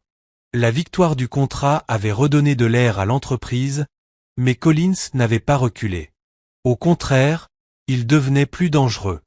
Daniel s'était absenté brièvement pour un document avec M. Bassi quand Collins frappa. Sa voiture s'arrêta trop près du trottoir. Avant qu'Evelyn ne réagisse, il était déjà devant elle. « Viens avec moi, » dit-il. « Tu es fou ? » Recula-t-elle. Il attrapa son bras. « J'ai supplié. J'ai attendu. Ça suffit. » Nina cria derrière, mais il l'ignora. « Tu n'as aucun droit de me toucher. » dit Evelyn entre ses dents. « J'ai tous les droits. Tu crois pouvoir continuer à m'humilier ?» Il tenta de la tirer vers la voiture. Puis Daniel arriva. Il le saisit immédiatement et arracha Collins d'Evelyn si violemment que celui-ci recula en titubant. Les hommes de Collins intervinrent aussitôt. Daniel les affronta sans hésitation. Le premier attaqua, Daniel esquiva et le frappa au flanc. Le second tenta de le prendre par derrière, mais Daniel se retourna et le jeta au sol. Evelyn recula, haletante. « Cola !» cria Collins. Le nom changea immédiatement l'atmosphère. Nina se figea. Cola Danjuma n'était pas un homme ordinaire. Un ancien soldat d'élite redouté, engagé pour finir les combats rapidement. Quand il sortit de la voiture, même les agents hésitèrent. Il regarda Daniel avec un sourire méprisant. « C'est toi le problème ?» Et il attaqua. Cola était rapide, plus rapide que prévu. Mais Daniel resta calme. Il observa. Analysa. Attendit. Puis il bougea. Il esquiva le premier coup, détourna le second et frappa sous les côtes. Cola grogna, revint plus fort. Daniel recula juste assez, brisa son équilibre avec un coup bas, puis le frappa à la mâchoire. La foule haleta. « Ton côté gauche est plus lent, » dit calmement Daniel. « Tu te penches trop avant de frapper, et ta colère te rend imprudent. » Cola le regarda, choqué. Puis Daniel le mit définitivement au sol. Sans spectacle. Avec certitude. Cola resta immobile. Personne ne bougea. Le cœur d'Evelyn battait fort. Elle avait déjà vu Daniel se battre, mais pas comme ça. Trop précis. Trop contrôlé. Trop au-dessus d'un simple garde du corps. Collins recula, furieux mais hésitant. « Ce n'est pas fini, » dit-il avant de partir. Quand le danger disparut, Evelyn sentit enfin la douleur à son bras et à son genou. Daniel se tourna immédiatement. « Tu es blessé. Ça va ?» répondit-elle faiblement. Il ne discuta pas. Il la souleva simplement dans ses bras et la porta à l'intérieur. Nina suivit, silencieuse, choquée. Dans le bureau d'Evelyn, Daniel la fit asseoir, prit la trousse de secours et s'agenouilla devant elle avec une douceur inattendue.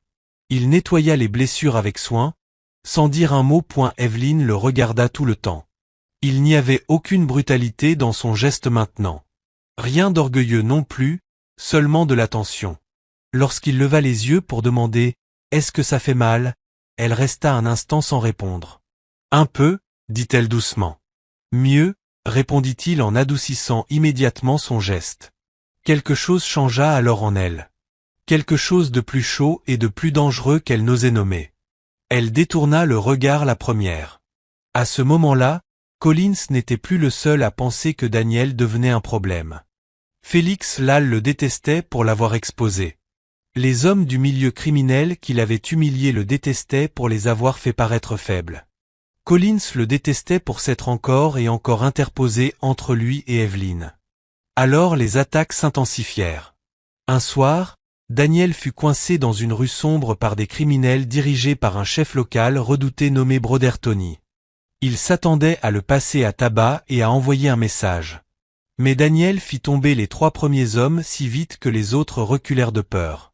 Broder Tony s'avança lui-même et se retrouva au sol, fixant le ciel avec incrédulité. À la fin, sa voix avait complètement changé. « Patron », dit-il d'une voix rauque. « Pardonnez-nous. Nous ne savions pas. » Daniel le regarda. « Alors sachez-le maintenant. » Broder Tony se releva précipitamment et baissa la tête. « Quiconque nous a envoyés, on en a fini avec eux. Si vous avez besoin de quoi que ce soit, appelez-moi. » Daniel ne répondit pas et partit. Pendant que Daniel faisait face aux attaques physiques, l'entreprise d'Evelyn commençait à s'effondrer sous la pression financière. Collins avait déplacé sa guerre vers l'argent. Des projets majeurs furent soudainement annulés. Les paiements furent retardés. Les anciens alliés devinrent froids. La trésorerie se resserra si vite que même les cadres supérieurs commencèrent à paniquer. Lors d'une réunion tendue du conseil, les actionnaires blâmèrent directement Evelyn. « Vous avez offensé la famille Belogan », dit l'un d'eux. « Maintenant, nous en payons tout le prix. » Un autre ajouta que si elle ne stabilisait pas l'entreprise rapidement, il se retirerait. On lui donna un court délai. Pour la première fois depuis longtemps, Evelyn sortit d'une réunion ébranlée. La femme confiante qui traversait les bureaux comme si tout lui appartenait était maintenant assise seule dans son bureau après les heures, les 2 mains sur le front. Daniel entra après avoir frappé doucement. Elle ne leva pas les yeux immédiatement. « Je suis en train d'échouer. Je me sens perdue. Je ne sais pas comment continuer, » dit-elle enfin. Daniel fronça les sourcils. « Je suis là avec toi. On va affronter ça ensemble. Ils attendent tous que je m'effondre. On va s'en sortir. Tu es encore là. » Elle eut un rire amer. Ce n'est pas pareil que gagner. C'était la première fois qu'il la voyait aussi proche de craquer. Puis, juste au moment où tout semblait se refermer sur elle, de l'aide apparut, ou ce qui en avait l'air. Une femme d'affaires riche nommée Clara Dick demanda une rencontre privée. Elle prétendait être une rivale de Collins et disait ne pas vouloir le voir prendre une autre entreprise par la force et l'ego. Elle proposa un investissement important, assez pour stabiliser Adabio Holdings et gagner du temps. Evelyn ne faisait pas facilement confiance, mais le désespoir commençait à affaiblir même sa prudence. Après avoir examiné le profil de Clara et l'avoir entendu parler, elle accepta une rencontre privée dans le salon d'un hôtel. Nina était mal à l'aise. Daniel l'était encore plus. « Ne va pas seul, dit-il. Evelyn lui lança un regard fatigué. « Je ne suis pas une enfant. »« Non, mais tu es une cible, » répondit-il. Elle accepta finalement que lui et Nina restent à proximité. La réunion commença bien. Clara Dick était polie, charmante et convaincante. Elle parlait comme une femme habituée aux pièces luxueuses et aux mensonges soigneusement construits. Elle souriait, levait son verre et parlait de partenariat. Evelyn but peu au début. Puis Clara orienta la conversation, la félicita pour sa résilience et lui proposa un autre verre avec un sourire plus doux. Quand Evelyn comprit que quelque chose n'allait pas, il était déjà trop tard. La pièce lui semblait trop chaude. Sa respiration devenait irrégulière. Ses pensées se désorganisaient. Clara se leva calmement. « Je suis désolée, dit-elle sans aucune sincérité. Mais Collins paie mieux. Puis elle partit. Quelques minutes plus tard, Collins entra dans la pièce, le visage triomphant. Enfin, dit-il. Evelyn essaya de se lever, mais ses jambes ne la portèrent pas. La drogue dans son système ne la rendait pas seulement faible. Elle brouillait son jugement, chauffait son corps et perturbait ses sens. Collins s'accroupit devant elle et toucha son visage. Elle se détourna avec dégoût. « Ne me touche pas. » Il sourit. « Tu ne peux rien faire. Tu vas bientôt arrêter de lutter. » Dehors, Daniel avait déjà compris que quelque chose n'allait pas. Clara était partie trop vite. Nina n'avait pas vu Evelyn répondre à un appel. Le silence était étrange. Daniel n'attendit pas l'autorisation. Il força le passage à travers les gardes et entra de force dans la suite. Quand il défonça la porte, Collins tendait déjà la main vers Evelyn. Daniel traversa la pièce comme une tempête, attrapa Collins et le projeta violemment contre une table. Les gardes arrivèrent, mais Daniel les neutralisa un par un dans l'embrasure de la porte. Collins recula, paniqué. « Dehors » dit Daniel. Collins obéit et s'enfuit. Quand le calme revint, Daniel se retourna vers Evelyn. Elle était à moitié consciente, tremblante, confuse. Dès qu'il s'approcha, elle l'attrapa. « Daniel !» Il s'agenouilla. « Tu es en sécurité. » Elle tira sur lui. « S'il te plaît, embrasse-moi. » Elle l'embrassa la première, brièvement, dans une confusion totale. Daniel se figea, puis recula immédiatement.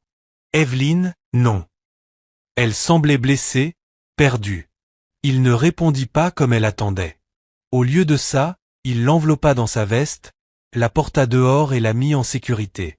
Il resta avec elle toute la nuit, lui donna de l'eau, appela un médecin discrètement et veilla sur elle. Quand elle se perdait dans la fièvre, il lui tenait simplement les mains et lui disait de dormir. Il ne franchit aucune limite. Quand Evelyn se réveilla le matin, la pièce était silencieuse. Daniel dormait sur une chaise non loin du lit. Pendant quelques secondes, la panique monta en elle, puis les souvenirs revinrent par fragments brisés. Clara, le verre, Collins, Daniel. Ses yeux parcoururent lentement la pièce, puis revinrent sur lui.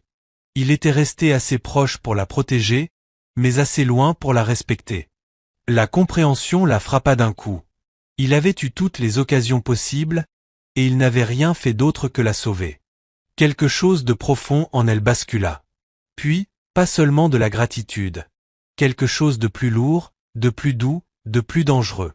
Pour la première fois, Evelyn regarda Daniel non pas seulement comme l'homme chargé de la protéger, ni comme cet étrange agent de sécurité qui apparaissait toujours au bon moment, mais comme un homme d'une rare tenue, un homme en qui elle pouvait avoir confiance lorsqu'elle n'avait plus aucune force.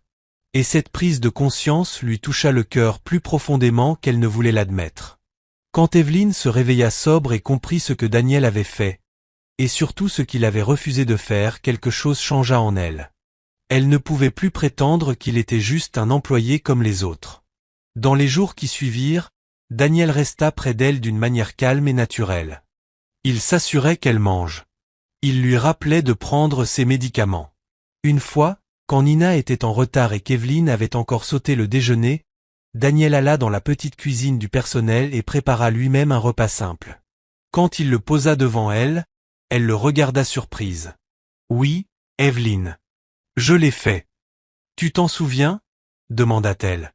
Daniel haussa légèrement les épaules. « Bien sûr. J'espère que tu apprécies. La nourriture ne devrait pas être compliquée. »« Ça sent incroyablement bon, » dit-elle, presque en souriant. Il restait humble malgré tout. Il ne se vantait jamais de l'avoir sauvée. Il ne lui rappelait jamais qu'il l'avait protégée de Collins. Il n'utilisait jamais sa faiblesse contre elle. Et cela touchait Evelyn plus qu'elle ne voulait l'admettre. Plus d'une fois, elle se surprit à penser. Si mon mari avait été plus comme Daniel, peut-être que mon mariage n'aurait pas été aussi vide. Cette pensée la troublait à chaque fois. Parce que Daniel n'était pas son mari. Et pourtant, quand il entrait dans une pièce, elle le remarquait. Quand il était silencieux, elle se demandait ce qu'il pensait. Quand il se tenait trop près, sa respiration changeait. Elle détestait à quel point cela devenait vrai. 3 jours plus tard, Rita Adabbio revint de l'étranger. Rita était la cousine d'Evelyne, une jeune femme vive, audacieuse, au goût luxueux, au rire facile et qui traitait la vie comme un jeu qu'elle pensait toujours gagner. Elle aimait attirer l'attention, et encore plus les secrets, et avait toujours été en compétition silencieuse avec Evelyne.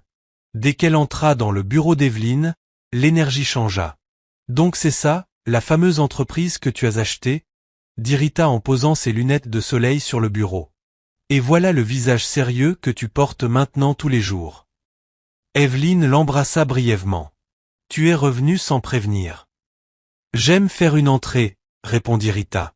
Puis elle aperçut Daniel près de la porte. Son regard s'attarda une seconde de trop. Et lui, c'est qui? Demanda-t-elle. Ton garde du corps. Oui, répondit Evelyne trop vite. Rita sourit. Juste un garde du corps. Evelyne lui lança un regard d'avertissement. Rita. Mais Rita se contenta de rire. Daniel hocha poliment la tête sans rien dire. Ce silence la rendit encore plus curieuse. Il était beau, mais pas de façon bruyante comme les hommes qui cherchent à attirer l'attention. Il était calme, maîtrisé, le genre d'homme qui devient plus intéressant parce qu'il ne cherche pas à jouer un rôle. Et Rita remarqua autre chose immédiatement. Evelyne était différente avec lui. Pas de façon évidente, mais assez pour éveiller sa curiosité. Plus tard dans la journée, Rita intercepta Nina. « J'aime bien le garde du corps, dit-elle légèrement. Nina soupira. « S'il te plaît, ne commence pas.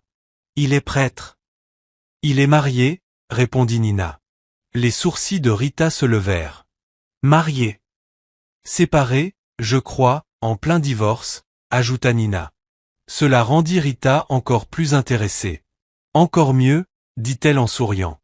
Nina la fixa. « Comment ça peut être mieux ? » « Ça veut dire qu'il y a une histoire, » répondit Rita. Et Nina n'aimait pas du tout son regard. « Reste en dehors de ça, » prévint-elle. Mais Rita s'éloigna en souriant. Après cela, elle commença à tester ouvertement Daniel. Elle trouvait des prétextes pour s'approcher de lui parlait avec aisance, lui posait des questions pour voir ce qu'il ne révélait pas. Un après-midi, près du hall, elle lui dit « Un homme comme toi ne devrait pas passer ses journées à protéger les bâtiments des autres. Je peux te présenter des femmes qui sauraient te traiter comme tu le mérites. » Daniel ne sembla même pas tenté. « Je suis marié, » dit-il. Rita sourit davantage. « Tu le répètes comme si ça changeait quelque chose. » Daniel la regarda enfin. « C'est toujours vrai. » Au lieu de la décourager, cette réponse la rendit encore plus curieuse. Très vite, elle comprit suffisamment de choses à force d'écouter, de fouiller et d'observer. Le mariage de Daniel était dans une séparation compliquée, et Evelyne elle-même avançait vers un divorce avec son propre mari. Une idée malsaine lui vint alors. Au lieu de rester en dehors, elle décida d'intervenir. Elle récupéra le contact de l'avocate d'Evelyne, Suzanne, et contacta Daniel avec un autre nom, faisant croire qu'elle aidait à coordonner la procédure. Daniel, déjà amer à cause de l'appel du divorce et pensant qu'il avançait simplement vers la fin de son mariage, accepta de rencontrer Suzanne dans un restaurant calme. Il ne savait pas que Rita observait. La réunion fut simple. Suzanne expliqua que la femme de l'autre côté voulait un divorce propre et rapide. Daniel écouta en silence. Il ne ressentit aucun soulagement, seulement un poids froid. Après le départ de Suzanne, Rita resta cachée assez longtemps pour observer Daniel et confirmer ses soupçons. Puis Nina appela Daniel au sujet d'Evelyne, qui avait un mal de tête soudain au bureau. « Elle va bien ? » « J'arrive, » dit-il immédiatement. Rita entendit assez. Alors c'était ça. Ce n'était pas l'ancienne épouse qui comptait. C'était Evelyne. Elle s'adossa et sourit. Au lieu d'aider, elle alla directement voir Evelyne et déforma l'histoire. « Il n'est pas sérieux pour divorcer, » dit-elle. « Pas du tout. Je l'ai vu moi-même. Il a l'air prêt à retourner vers sa femme dès qu'il en aura l'occasion. » Evelyne sentit sa poitrine se serrer. Cette nuit-là, elle dormit à peine.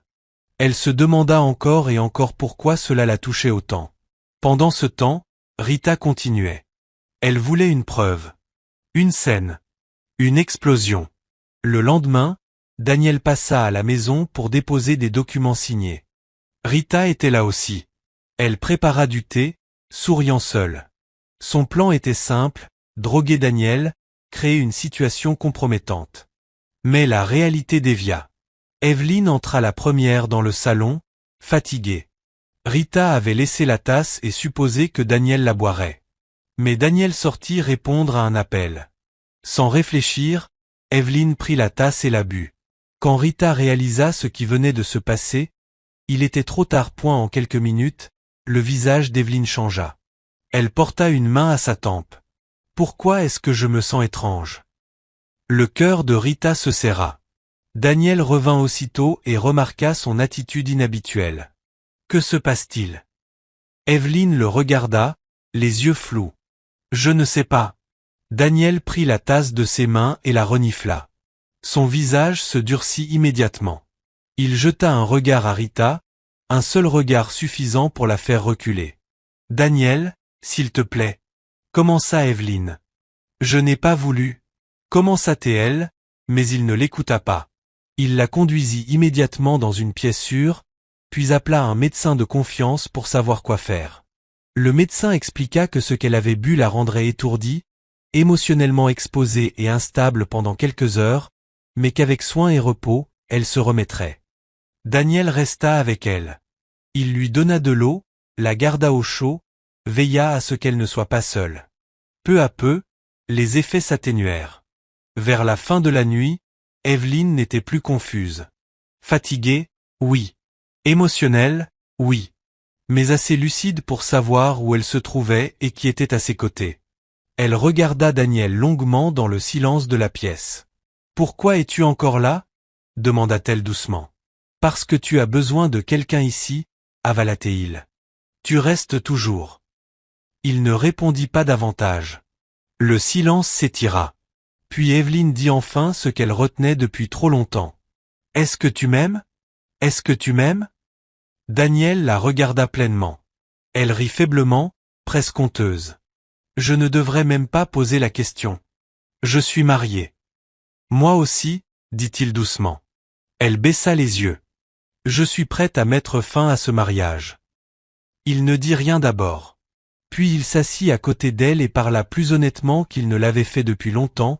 La vérité enfin sortit. « Tu me fais ressentir des choses que je ne m'attendais pas à ressentir, » dit-il. « Tu me fais me soucier de toi d'une manière que je n'ai jamais connue, et ça n'aurait pas dû arriver, mais c'est arrivé. » Les yeux d'Evelyne remontèrent vers les siens.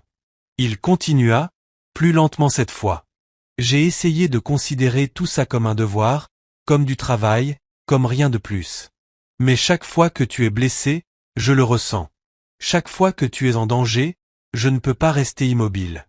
Et quand tu me regardes... » Il s'interrompit, puis finit simplement, « Je ne suis plus le même. » Le visage d'Evelyne s'adoucit et se brisa en même temps. « Mon mari me semble un étranger, » murmura-t-elle. « Mais toi, non. » Daniel expira lentement. « Si tu demandes si je te veux, » dit-il, « la réponse est oui. » Evelyne se pencha vers lui en premier. Leur baiser n'était plus désespéré comme le précédent. Il était clair, lent, choisi, comme une porte qui s'ouvre après trop de résistance. Plus tard dans la nuit, le mur émotionnel entre céda complètement. Ils restèrent ensemble, se tinrent dans les bras l'un de l'autre, franchissant la ligne qu'aucun des deux n'avait pu ignorer plus longtemps. Dehors, Rita restait dans sa voiture, horrifiée en silence. Son plan n'avait pas ruiné Daniel. Au contraire, il avait rapproché Daniel et Evelyne plus que jamais. Le lendemain matin, Daniel se réveilla avec Evelyne dormant à ses côtés, la culpabilité pesant lourd sur sa poitrine. Pas parce qu'il la regrettait, il ne le faisait pas, mais parce qu'une vérité persistait, il était encore marié. Séparé, oui. Brisé, oui. Mais légalement lié. Il resta assis longtemps, pensant. Des détails anciens, des souvenirs, des éléments qui ne collaient pas tout à fait, la voix d'Evelyne, son âge, son visage sous certaines lumières, des morceaux oubliés le tiraient inexorablement. Lorsqu'Evelyne se réveilla, il avait déjà pris sa décision. Il devait connaître la vérité. Ce jour-là, après s'être assuré qu'elle était en sécurité, Daniel retourna au bureau de l'état civil où ce mariage étrange avait eu lieu un an auparavant. Le bureau semblait aussi fatigué que la dernière fois. Au début, le fonctionnaire ne le reconnut presque pas. Puis le souvenir revint, la mariée, le jeune homme poussiéreux. Ah! Daniel demanda le dossier. Le fonctionnaire se plaignit de la procédure, fouilla dans les archives et finit par sortir les documents. Clipsée au papier se trouvait la photo du passeport soumis ce jour-là. Daniel la fixa. Evelyne Adabio. Il regarda encore, puis encore. Tout en lui s'immobilisa. La femme sur la photo, la mariée effrayée d'il y a un an, la patronne qui l'avait protégée, la femme dont il était tombé amoureux, elles étaient la même personne. La vérité le frappa si fort qu'il dut s'asseoir. Longuement, il resta à contempler la photo et le nom en dessous. Puis un demi-rire étrange lui échappa, mélange d'incrédulité, de douleur et d'émerveillement. Tout ce temps, il se leva rapidement. Il devait tout lui dire avant que d'autres dégâts ne soient causés. Mais avant qu'il ne puisse quitter le bureau, quelqu'un le frappa par derrière. Lorsqu'il rouvrit les yeux, ses mains étaient liées. « Tu penses pouvoir me jouer, hein ?» Il était dans une pièce sombre. Collins Belogan se tenait devant lui. « Tes bleus disent le contraire. »« Tu es plus difficile à attraper que je ne l'imaginais, » dit Collins avec une satisfaction glaciale. Le visage de Daniel était tuméfié, mais son regard resta ferme. « Détache-moi et tu verras combien je suis dur. » Collins sourit, sans chaleur. Il s'avança. « Je l'ai prévenu qu'un jour, je l'aurai, d'une manière ou d'une autre. » Puis il ajouta, « Maintenant, j'ai quelque chose d'utile. » Au même moment, le téléphone d'Evelyne se mit à sonner sans arrêt. Sa mère, son oncle, des voix familiales pleines de pression, puis Collins lui-même. Quand elle décrocha enfin, sa voix résonna, basse et cruelle. « Si tu me refuses encore, Daniel en subira les conséquences. » Evelyne se figea. Ses doigts se crispèrent sur le téléphone. « Que as-tu fait ?»« Rien, encore, » répondit Collins. « Ça dépend de toi. » Son cœur battait à tout rompre. Partout, les murs semblaient se refermer sur elle. Pression familiale, pression de l'entreprise, le scandale plane sur elle, et maintenant, la vie de Daniel est entre les mains de Collins. Pour la première fois depuis longtemps, Evelyne se sentit vraiment coincée. Cette nuit-là, seule dans sa chambre, les mots de Collins brûlaient dans ses oreilles. « Si tu me refuses encore, Daniel en subira les conséquences. » Ses mains tremblaient alors qu'elle essayait de joindre Daniel. Pas de réponse. Elle appela Nina, Monsieur Bassi, tous les contacts susceptibles de savoir quelque chose. Rien. Au matin, le message de Collins arriva à nouveau, cette fois simple, « Sois prête. Le mariage aura lieu. » Evelyne fixa l'écran jusqu'à ce que sa vision se brouille. Un an auparavant, elle avait fui en robe de mariée pour ne pas se perdre elle-même. Maintenant, il la ramenait dans le même cauchemar. Mais cette fois, la vie de Daniel y était liée. Alors, lorsque la famille de Collins arriva, avec la pression, les arrangements, cette même confiance arrogante, Evelyne ne se battit pas ouvertement. Elle acquiesça extérieurement, silencieusement. Sa mère interpréta son silence comme une reddition. « Enfin, tu utilises ta tête, » dit Madame Adabio. Evelyne ne répondit rien. À l'intérieur, elle était engourdie. Elle ne faisait pas cela pour Collins. Elle ne le faisait pas pour la paix. Elle le faisait parce qu'elle savait, quelque part, que Daniel était vivant, et qu'elle ignorait combien de temps il lui restait. Mais Daniel n'était pas aussi seul que Collins l'imaginait. Il était attaché à une chaise dans une pièce surveillée lorsqu'un des hommes de Collins entra avec un téléphone et se mit à rire. « Ta femme a accepté, » dit l'homme. Daniel leva lentement les yeux. Son visage était couvert de bleu, mais son regard restait stable. Il ne dit rien. L'homme sourit avec arrogance et sortit. Daniel baissa le regard pendant une seconde de silence. Puis il esquissa un léger sourire, non pas parce qu'il appréciait la situation, mais parce qu'il savait quelque chose que Collins ignorait. Les choses avaient déjà commencé à bouger. Daniel avait disparu trop soudainement. Le greffier de l'état civil avait vu des hommes suspects poser des questions après son départ. « Frère Tony, qui craignait désormais Daniel au point de ne plus ignorer quoi que ce soit le concernant, avait entendu dire où les hommes de Collins avaient emmené un homme dangereux. Et le chef Victor Adawal, qui avait appris depuis longtemps à ne jamais prendre le silence de Daniel pour de la faiblesse, n'avait eu besoin que d'un seul appel pour comprendre que quelque chose n'allait pas. Dès ce soir-là, plusieurs hommes avaient commencé à agir, discrètement, prudemment, mais avec puissance. Collins pensait que Daniel n'était qu'un ancien agent de sécurité têtu aux capacités de combat inhabituelles. Il n'avait aucune idée que l'homme qu'il avait attaché dans cette pièce était la même force cachée qui avait soutenu de grandes entreprises, sauvé des sociétés en faillite et gagné silencieusement la loyauté de personnes bien au-dessus du niveau de Collins. Le mendiant au bord de la route, le gardien de bureau, le garde du corps, tout cela avait été vrai d'une certaine manière, mais ce n'avait jamais été toute la vérité. Le jour du mariage arriva trop vite. La salle était grande, lumineuse et remplie d'invités puissants. L'argent se voyait partout, dans les fleurs, l'éclairage, la sécurité, les voitures à l'extérieur. Collins voulait que ce mariage ressemble à une victoire. Il voulait que toute la ville voie qu'au final, il avait obtenu ce qu'il voulait. Il se tenait à l'avant, habillé comme un homme célébrant une conquête, pas un mariage. Son sourire était large. Son orgueil était revenu. Pour tous les invités, Collins Belogan semblait intouchable. Evelyn était debout en blanc, mais cette fois il n'y avait plus de feu dans son regard, seulement de la douleur. Elle était belle, mais pas comme une mariée. Elle ressemblait à une femme qui se tenait debout pour une dernière raison. Nina était près d'elle, les yeux humides et le visage tendu d'inquiétude.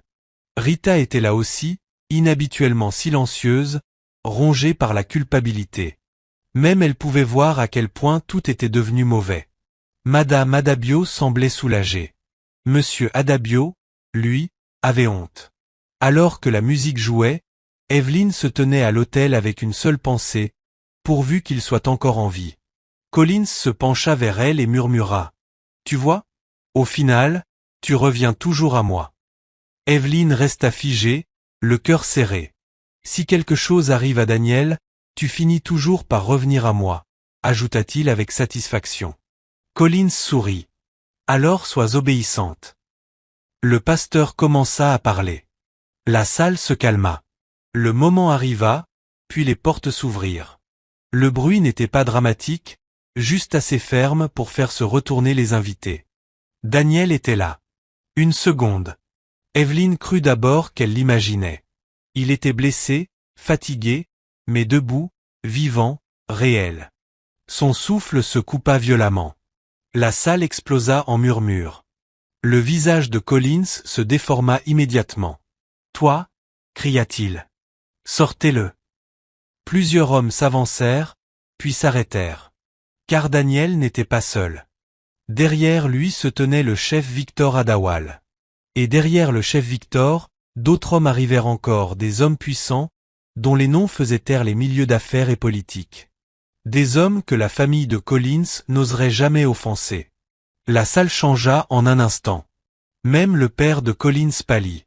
Le chef Victor s'avança lentement, le visage froid. « Je te conseille de baisser le ton, » dit-il.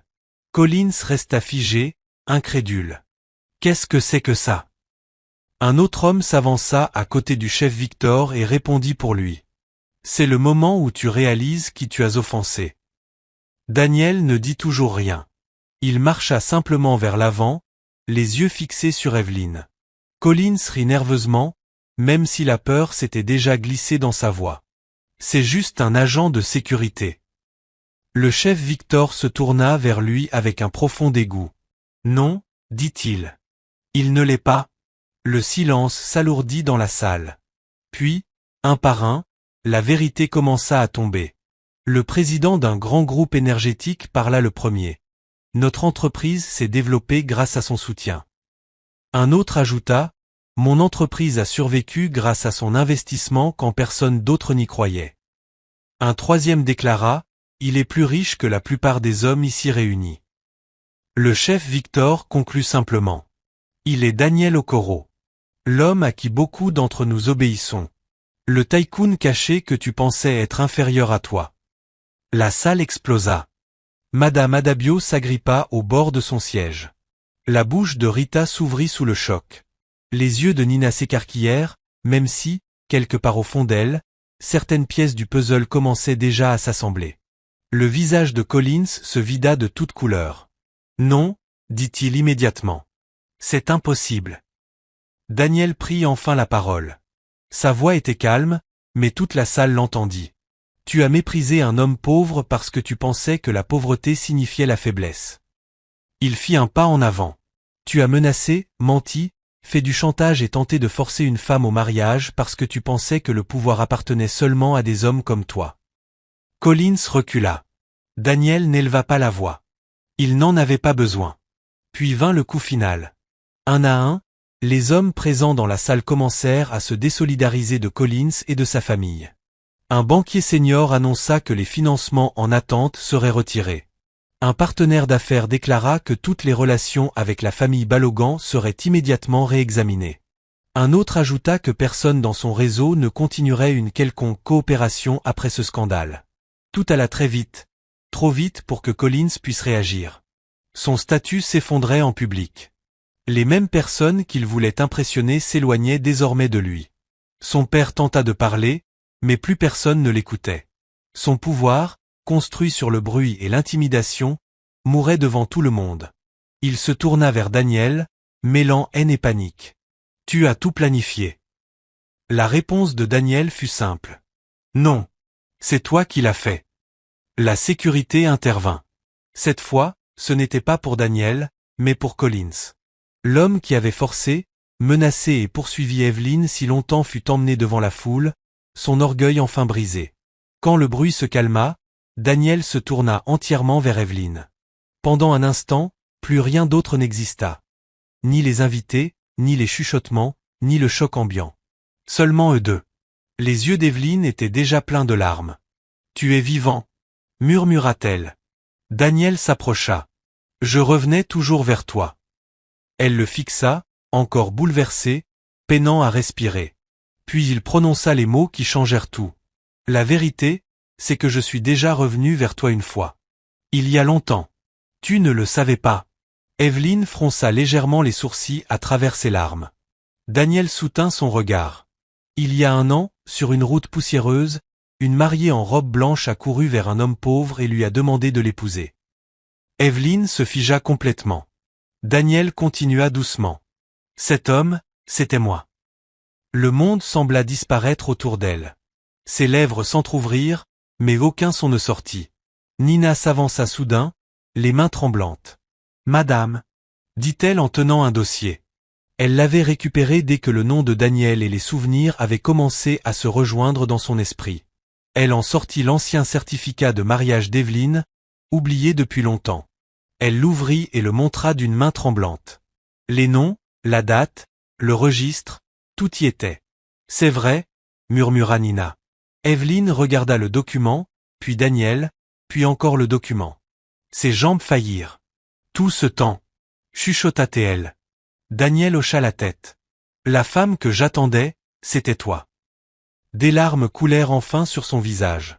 Elle laissa échapper un rire brisé, incrédule. « Tu veux dire que, tout ce temps, tu étais mon mari? » « Oui. » « L'homme du bureau de l'état civil? » « Oui. » « L'homme que j'ai quitté? » « Oui. » « Celui qui n'a cessé de me protéger. » La voix de Daniel s'adoucit. « Oui. » Evelyn porta une main à sa bouche, submergée par la vérité. Ils s'étaient croisés encore et encore, s'étaient protégés sans le savoir, s'étaient aimés sans comprendre, alors qu'ils étaient déjà mariés. Madame Adabio s'effondra sur sa chaise, sans voix. L'homme qu'elle avait méprisé, le mendiant qu'elle voulait écarter, était bien plus grand que Collins selon tous les critères qu'elle avait utilisés. Monsieur Adabio baissa la tête, honteux. Rita, rouge de confusion, laissa échapper un petit rire nerveux. Eh bien, ça explique beaucoup de choses. Personne ne répondit. Daniel s'approcha d'Evelyn et lui releva doucement le menton pour qu'elle ne regarde que lui. « Tu disais qu'on n'était peut-être pas impossible, » dit-il. « Tu avais raison. » Les larmes d'Evelyn se ravivèrent. « Tu es ma femme, Evelyn. Tu l'as toujours été. Nous étions faits l'un pour l'autre depuis le début, même si tout a commencé de la manière la plus étrange. Il effleura sa joue. Alors arrête de fuir. Tu ne peux aller que vers moi. Ce fut la dernière barrière qui céda. Evelyne éclata d'un petit rire tremblant et se jeta dans ses bras. Cette fois, elle ne s'enfuit pas. Cette fois, elle s'accrocha. La salle, encore sous le choc, observa la femme qui avait fui son propre mariage retourner volontairement dans les bras de l'homme qui lui était destiné depuis toujours. Un long silence passa. Puis Nina, les larmes de soulagement aux yeux, dit doucement. Le pasteur est encore là. Un petit rire ému parcourut la salle. Le chef Victor sourit pour la première fois de la journée. Eh bien, dit-il, il semble que la mariée ait enfin trouvé le bon mari. Les invités commencèrent à bouger, à murmurer, à s'ajuster. Les fleurs étaient toujours là. L'allée aussi. Les témoins aussi. Seule la vérité avait changé. Evelyne recula légèrement pour regarder Daniel. « Tu es sûr ?» demanda-t-elle doucement. Daniel sourit d'une manière qu'elle ne lui avait jamais vue.